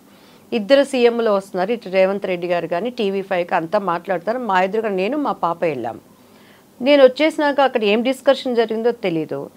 నాకు ఫోన్ లేదు, అట్లీస్ట్ నాకు ఒక ఇన్విటేషన్ లేదు. ఆయన నేను రేవంత్ గారితో నేను మాట్లాడిస్తానమ్మా అని చెప్పారు, ఫోన్ అవాయిడ్ చేస్తారు. ఏమనుకోవాలండి? మీరు KGF దాన్ని అటెండ్ అవ్వలేదు అసలు మాకు ఇన్విటేషనే లేదు. కూర్చోబెట్టి అంత మాట్లాడిన వ్యక్తి అట్లీస్ట్ రామ్మా అని కూడా చెప్పలేదు. చెప్పాను సార్ నాకు ఇంత స్ట్రెంగ్త్ ఉంది, చెన్నైలో ఉంది, చెన్నైలో ఆదిశేషయ్య గారు ఉన్నారు, మీకు ఖమ్మం అనుకుంటే అంత ఆయన మమ్మల్ని పిలవనంత మాత్రాన నేను కమ్మదాన్ని కాకుండా పోనుగా, అదే కమ్మ రక్తం నాలో లేకుండా పోదుగా, అదే రోషం నాలో లేకుండా పోదు కదండి. ఎందుకు కన్సిడర్ అలానే ఎందుకు చెప్తున్నాను, I don't know. TDP network Babu గారి స్థాయికి ఆయన అలా చెప్పరు, లోకేష్ గారి స్థాయికి అలా చెప్పరు. కింద ఉన్న వాళ్ళు ఏంటి, అదే బ్రాండు అదే వాళ్ళు. ఇక్కడే అమ్మాయి ఎక్కడ ఎదుగుతుందో, ఎదుగుదల లేకుండా చేయడానికి. ఈరోజు రోజా టీడీపీ నుంచి బయటకు వచ్చినాక ఇష్టానికి మాట్లాడినది ఎందుకు మాట్లాడింది? ఎదగనేదాలని ఆపగొట్టవాలని. అఫ్కోర్స్ ఆమె కొంచెం చాలా ఎక్స్ట్రాడనరీగా సంబంధం లేకుండా కూడా ఆమె పిచ్చి పిచ్చి మాట్లాడింది. మేము ఇప్పుడు అలా మాట్లాడలేదే. మేము ఏ పార్టీలో ఉన్నా ఆయనకి ఇచ్చే మర్యాదని ఇచ్చాం. కానీ మా భవిష్యత్తును అణగదొక్కుతున్నారు. తొక్కు ఎంతవరకు తొక్కుతావు? నువ్వు బంతిని గోడకి ఎంత బలంగా కొట్టినా అది మళ్ళీ రివర్స్లో వచ్చి అంత నీకు తగులుతుంది. కానీ నేను దేవుడికే వదిలిపెట్టేసుకున్నాను, బాధపడ్డాను కొంచెం సేపు. అంత మాత్రం నేను కమ్మదాన్ని కాకుండా పోనుగా, నీలో ఉన్న బ్లడ్డే ఆ రోషం నాలో లేకుండా పోదుగా. ఎందుకు చెప్తున్నానంటే భారతదేశం నా మాతృభూమి, భారతీయులందరూ నా సహోదరులు. చిన్నప్పటి నుంచి మనం స్కూల్స్లో కూడా నేర్పించాం. నేను దేవుణ్ణి అంగీకరించినంత మాత్రాన నేను ఇండియన్ కాకుండా పోనండి. ఇప్పుడు మీరు క్రిస్టియానిటీలోకి అంటే ఆ మతాన్ని స్వీకరించారు కాబట్టి అది మతం కాదండి. దీంట్లోకి పిలవకపోవడానికి రీజన్ ఏంటని మీరు? ఇప్పుడు క్రైస్తవులు అనబడిన వాళ్ళు, పెద్ద పెద్ద పాస్టర్స్ బోధించే వాళ్ళు కూడా మత మార్పిడి అంటే ఎందుకు దానిని అంగీకరిస్తున్నారు, ఖండించలేకపోతున్నారో నాకు అర్థం కాదు. యేసయ్య ఎక్కడ నేను మతం అని చెప్పలేదు. I am the way, I am the truth, I am the life అన్నాడు. నేనే మార్గం, నేనే సత్యం, నేనే జీవం. ఆయన మార్గాన్ని నేను ఎంచుకున్నాను, ఆయన సత్యాన్ని నేను నమ్ముతున్నాను. ఆయనే సత్యం, ఆయన మాత్రమే సత్యం అనేది నేను నమ్ముతున్నాను. ఆయనే జీవం అన్నాడు. ఆ జీవం ఏంటి? ప్రతి మనిషి చనిపోవాల్సిందే. అగ్ని ఆరదు, పురుగు చావదు. ఆత్మకి చావు లేదు. రేపు నా ఆత్మకి నిత్య జీవాన్ని ఇచ్చేవాడు ఆయన అని అన్నాడు. కానీ ఆయన ఎక్కడైనా నేను ఒక మతం అని చెప్పారా అండి? క్రైస్తత్వం మతం అని ఎవరు చెప్పారు? అది మార్గం. ప్రతి క్రైస్తవుడు దాన్ని ఖండించాలన్న స్థితిలో ఉన్నారు. ఎందుకు ఒప్పుకుంటున్నారు దానిని? పెద్ద పెద్ద వాళ్ళు సంఘాలు పెంచుకుంటున్నారు, చర్చిల్లో విశ్వాసాలను కూర్చోబెట్టుకుంటున్నారు. కానీ అరే బాబు ఒక్కరోజున ఒక ధర్నా చేసి ఇది మతం కాదండి. నేను హిందువుని, నేను భారతదేశంలో పుట్టాను, క్రీస్తుని నా స్వరక్షకుడిగా అంగీకరించాను. అది కాదంటానికి ఎవరికి రైట్స్ ఉంది? ఇప్పుడు మీరు పూజలు చేస్తారా ఇంట్లో? ఇప్పుడు శ్రావణ మాసం పూజలు కావచ్చు, మిగతా పూజలు అంటే నేను క్రీస్తుని తెలియనప్పుడు నేను చేసేదాన్నండి. ఇప్పుడు చేయట్లేదు. అంటే ఎందుకు చేయట్లేదంటే సృష్టించిన సృష్టికర్తను మర్చిపోయి సృష్టాన్ని పూజించాల్సిన అవసరం నాకు లేదు. సృష్టికర్త ఇప్పుడు ఈ ఫోన్ని క్రియేట్ చేసిన వాడు ఒకడున్నాడు, వాడిని అప్రిషియేట్ చేయాలి. శాంసంగ్ కనుక్కున్నది ఎవరు, ఈ టెక్నాలజీ కనుక్కున్నది ఎవరు, దానికి ఆ బుర్ర పెట్టి ఉపయోగించిన వాడిని మనం మెచ్చుకుంటాం. కానీ శాంసంగ్కి నేను అవార్డు ఇవ్వను, శాంసంగ్ని నేను మెచ్చుకోను. ఇది జస్ట్ ఒక ఫోన్ మాత్రమే. అలానే జీవనదులని, చెట్లుని, భూమి ఆకాశాన్ని సృజించిన దేవాది దేవుడు ఒకడున్నాడు. ఆయనని నేను వర్షిప్ చేస్తాను. కానీ ఆయన వర్షిప్ చేసిన చెట్లని నేను ఎందుకు పూజించాలి? క్రిస్మస్ సెలబ్రేట్ చేసుకుంటారు, బాక్సింగ్ డే, క్రిస్మస్ అంటే క్రిస్మస్ సెలబ్రేట్ చేయమని బైబిల్లో ఎక్కడ లేదండి. మనకి చాలా దేవతలు ఉన్నారు, చాలా నెలలో ఒక 10-15 మనం పండుగలు చేసుకుంటున్నాము. క్రైస్తవులకి ఈస్టర్ ఒకటి, క్రిస్మస్ ఒకటే ఉంటుంది. జస్ట్ అది ఒక క్రీస్తుని జ్ఞాపకం చేసుకోవటమే కానీ ఆయన పర్టికులర్ ఈరోజే ఇదే దినాన్ని పుట్టాడని బైబిల్లో ఎక్కడ లేదు. అంటే ఆమె గర్భాన ఉన్నప్పుడు ఆ చలి జరిగింది, ఆమె తలదాచుకోవటానికి ఎక్కడ ఇది లేదు అనే ఒక సిమ్టమ్స్ని బట్టి దిస్ ఈజ్ క్రిస్మస్ అని అన్నారు. అది క్రీస్తుని జ్ఞాపకం చేసుకోవటం, మన పిల్లలు కూడా మరీ ఏమీ లేకుండా ఉండకూడదనే. కానీ వాట్ ఈజ్ క్రిస్మస్ యొక్క ఆంతర్యం ఏంటి? క్రిస్మస్ ప్రభుని ఆరాధించటం. దేవుడు ఇప్పుడు మీ ఇద్దరు పిల్లలు రాఖీ సెలబ్రేట్ చేసుకుంటారా? పాపు బాబా ఉన్నారు, పాప బాబు ఇద్దరు ఉన్నారు కాబట్టి. అంటే అందరూ కట్టుకుంటారని వాళ్ళు కట్టుకుంటారు. దీపావళి అంటే నేను క్రీస్తునకు ముందు నాకు చాలా ఇష్టం. అది వెలుగు, ప్రతి ఒక్కళ్ళ ఇంట్లో దీపాలు పెట్టుకొని చూస్తానికి ఒక అందంగా ఉంటుంది. క్రాకర్స్ కొద్దిగా మనకి ఆ సౌండ్స్ అవి కొద్దిగా ఇబ్బందికరంగా అనిపిస్తాయి కానీ క్రిస్మస్ అలంకరణ. ఇప్పుడు ఏమైనా శ్రావణ శుక్రవారం వచ్చింది అనుకోండి, ఇల్లు శుభ్రం పెట్టుకోవటం తప్పేముంది, ఇంటికి మామిడి తోరణాలు పెట్టుకోవటం తప్పేముంది, వేపాకులు తేవటం తప్పేముంది. అవన్నీ కూడాను సైంటిఫిక్గా కలిసి ఉన్నాయి. ముగ్గులు వేస్తారు ఇంటి ముందు, ఎందుకు వేస్తారు? అందులో ముగ్గులో అది ఉంటుంది కదండి, ఏమంటారు దాన్ని, బ్లీచింగ్ లాంటిది కలుస్తుంది. అది వేసినప్పుడు క్రిమి కీటకాలు ఇంట్లోకి రాకుండా గడపలకి పసుపు పూస్తారు. పసుపు కూరల్లో వాడుకోవట్లేదా? గడపలకు పూసే పసుపు అని చెప్పని కూరల్లో పసుపు వేయకుండా క్రైస్తవులు పసుపులు తినరా? కాళ్ళకి పసుపు రాసుకుంటే తప్పేముంది? రాసుకుంటారా ఏమండి? కాళ్ళకి పసుపు రాసుకుంటాను, తప్పేముంది? కూడా రాసి మా ఇంట్లో గడపలకి రాస్తాను. అంటే బొట్టులు అవన్నీ పెట్టేంత ఓపిక లేదు, టైం లేదు. కానీ ఒకప్పుడు కుంకాలు అవి పెట్టేవారంటే యాంటీబయాటిక్ కింద వాడేవారు. మరి అటువంటిప్పుడు కాళ్ళకు పసుపు రాసుకుంటే తప్పు అంటే క్రైస్తవులు కూరలు వేసుకోవటం కూడా తప్పేగా. మూడాలు ఆచారాలు కాదండి. సో మనము ట్రూత్లోకి క్రిస్మస్ అంటే ఏంటి, ప్రభువుని ఎరగని వాళ్ళకి చెప్పటం, క్రీస్తుని ఆరాధించటం. ఒక వ్యక్తిని మనం ఆరాధిస్తున్నామంటే ఆ వర్షిప్ ఏంటంటే మన వర్షిప్లో ఆయన దగ్గరికి మనం వెళ్ళిపోయినప్పుడు మనం చేసిన తప్పులేంటి, మనమేంటి, పరిపూర్ణంగా క్రైస్తత్వం అనేది ఒక్కటి నిమిషంలో జరిగిపోయేది కాదండి. మరణము వరకు నిరంతరం అది సాగేటువంటి ఒక ప్రక్రియ. ఇప్పుడు దేవుడి దగ్గర చర్చికి వెళ్తాను, కాసేపు ప్రేయర్లో ఉంటాను, వాళ్ళు చెప్పే మనసులో మాటలుంటాయి. ఇతరులు రాగానే నా కోపంగానే ఉంటుంది, నా ఈర్ష్యగానే ఉంటుంది, నా స్వార్థంగానే ఉంటుంది. సో అందరూ ఆయన చెప్పినంత మాత్రం ఇది మతం కాదండి. నేను హిందూ, నా కులము యేసుక్రీస్తు వారికి కూడా యూదా రాజసింహ, ఆయన యూదుడనే ఒక గుర్తింపు ఉంది. దేవుడు నాకు ఇచ్చిన కులాన్ని నేను దాచిపెట్టుకోవాల్సిన అవసరం లేదు. చాలామందికి యేసుక్రీస్తు వారు అనగానే తక్కువ జాతిలో ఉన్నవాళ్ళు ఉన్నారు అని ఉంటుంది. ఈరోజు మీరు చెప్పేది నిజమైనా, నేను చెప్పేది అబద్ధమైనా, లేదు నేను చెప్పేది నిజం మీరు చెప్పేది అబద్ధమైనా, ఒకానొక దినాన్న ఈ నేత్రంతో మనం చూడాల్సిందే. ఆ రోజు మనం తప్పించుకోవడానికి లేదు. అది నువ్వు చెప్పే దేవుడా, నేను చెప్పే దేవుడా, ఈ యొక్క ప్రపంచాన్ని నడిపిస్తున్నటువంటి ఒక శక్తినా, ఏదన్నా మీరు అనుకోండి. దివ్యవాణి గారు మా అందరికీ పరిచయం అవ్వడం పెళ్లి పుస్తకం సినిమా. ఒక్క పెళ్లి పుస్తకం, ఆ పెళ్లి అనేది కాదు, ఒక వరుసగా మీరు చేసిన 50 సినిమాల్లో ఒక 10 సినిమాలకు పెళ్లి అనేదే ఉంటుంది కదా, మొగుడు పెళ్ళామో లేకుంటే పెళ్లి. ఎందుకు అలా పెళ్లి అనేది ఒక సెంటిమెంట్ ఏమైనా ఉందా దివ్యవాణి గారికి? అలా దివ్యవాణి గారు ఎలా ఉంటారో పెళ్లి అనేది కూడా టైటిల్లో ఉండాలనేది అంటే అలా కాదండి, ఆ స్టోరీస్ అట్లా ఉండే. సో దానికి తగ్గట్టు పెట్టుకొని అలా అది యాదృచ్ఛికంగా కలిసి వచ్చింది అంతే. పెళ్లి కొడుకు, ఇద్దరు పెళ్ళాలు, ముద్దులు పోలీసు, ఎదురింటి మొగుడు, పక్కింటి పెళ్ళాం, శుభం నాకు, అండ్ తర్వాత దొంగ రాసుకెళ్ళి అట్లా కలిసి వచ్చే స్టోరీ పరంగా వాళ్ళు పెట్టుకునే. అప్పట్లో మాకు అసలు సంబంధం కూడా ఉండేది కాదు కదా. నా క్యారెక్టర్ చెప్పేవాళ్ళు, డేట్స్ ఇచ్చేవాళ్ళు. ఇప్పుడులాగా సంవత్సరాల తరబడి చేస్తున్నారా మూవీస్? జస్ట్ 2 monthsలో ఫస్ట్ కాపీ వచ్చేయాలి, డబ్బింగ్ అంతా, ప్రొడ్యూసర్స్ని ఎంతవరకు సేవ్ చేయగలగాలి. సో అప్పట్లో రీల్స్ అన్నీ కూడా కాస్ట్లీగా ఉండేవి. సో అట్లా జరిగిందే కానీ సింగిల్ టేక్ అనేది మళ్ళీ వాళ్ళకి ప్రొడ్యూసర్ కూడా ఎఫెక్ట్ అప్పట్లో అంతా డబ్బులు పెట్టి కొనుక్కునేవాళ్ళు. ఇప్పుడులాగా టెక్నాలజీ పెరగలేదు కదమ్మా. సో అప్పుడు అది ఒక స్కూల్ లాగా ఉండేదన్నమాట. అట్లా యాదృచ్ఛికంగా అవన్నీ కలిసి వచ్చినాయే కానీ అది అలా జరిగిపోయింది అంతే. పెళ్లి పుస్తకం, అందులో ఉన్నటువంటి శ్రీరస్తు శుభమస్తు అనే పాట ఇప్పుడు ఏ తెలుగు ఇంట్లో పెళ్లి జరిగినా అది కంపల్సరీ ఉంటుంది. ఆ తర్వాత మీరు రాజేంద్ర ప్రసాద్ గారు కలిసి కొన్ని డ్యూయెట్లు కావచ్చు, పాటలు, అమ్ముకుట్టి ఏదైనా మీరు పాడతారా? పాడొచ్చా? అందులో అన్ని పాటలు నాకు మైండ్లో ఉన్నాయి కానీ హాయి హాయి శ్రీరంగ సాయి ఒకటి నాకు బాగా ఇష్టం. తర్వాత సరికొత్త చీర ఇష్టం. హాయి హాయి పాడతాను ప్లీజ్. హాయి హాయి శ్రీరంగ సాయి మా పెద్ద పాపాయి కాపదలు కాయి హాయి హాయి శ్రీరంగశాయి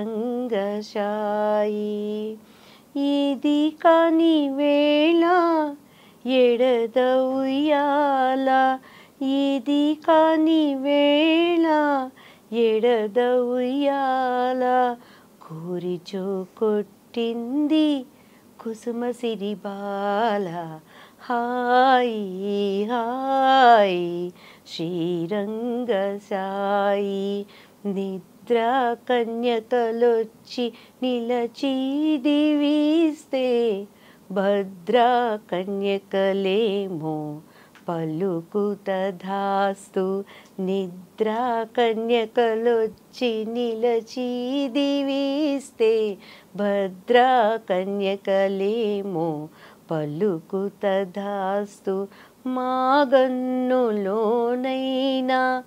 మరచిపో కక్ష సిరి కనుల నిత్తురకు శ్రీరామ రక్ష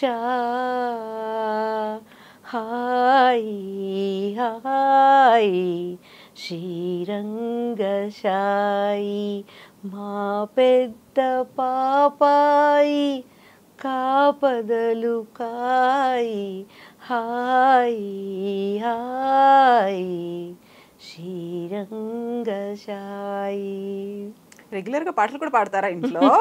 మీరు డాన్సర్ అని తెలుసు, మాస్టర్ గారి దగ్గర నేర్చుకున్నారు డాన్స్ అనేది. పాటలు కూడా ఎప్పుడు లేదండి, ఊరిని అలా అలా జస్ట్ కుని రాగాలు అంటారు కదా. థ్యాంక్ యూ సో మచ్ దివ్యవాణి గారు, చక్కగా పాట పాడారు, బాగా మాట్లాడారు కూడా. అండ్ మీ అగ్రెసివ్ వాయిస్ని, మీ వాణిని ఇలాగే వినిపిస్తూ ఉండండి మీరు ప్రతి చోట, ప్రతిసారి కూడా. థ్యాంక్ యూ సో మచ్ అండి. మీకు కూడా thank you so much. And I dream నాకు ఇష్టమైన ఛానల్ ఇది. చాలా వరకు అన్ని నిజాన్ని వెలికి తీసుకొస్తూ ఉంటారు. సో ఈ ఛానల్ ద్వారా ఇంకొకసారి నా ప్రేక్షక దేవుళ్ళందరికీ కూడా నా మనసులో ఉన్న భావనలను పంచుకోవటానికి ఇటువంటి మంచి అవకాశం ఇచ్చారు. ఎవరినైనా నొప్పించి ఉంటే పెద్దగా తీసుకోకండి. నేను చెప్పింది నిజం అని అనిపిస్తే ఆలోచించండి. ఎస్పెషల్లీ ఆడవాళ్ళ విషయంలో. అది నీ తల్లైనా, నీ చెల్లైనా, నీ భార్య అయినా, పక్కింటి వాళ్ళైనా, పొరుగుడు ఉన్నటువంటి రాష్ట్రాల వాడైనా, మగవాడు అనేవాడు ఆడదానిని కాపాడండి. అండ్ ఆడవాళ్ళు శత్రువు అనేది తెచ్చుకోకుండా మన పద్ధతులను మనం పాటించాలని మనస్ఫూర్తిగా కోరుకుంటున్నాను. Thank you so much for the very good message. ఇంత మంచి మెసేజ్ ఇచ్చినందుకు thank you so much Divyavani. Thank you అండి. See you again. Thank you.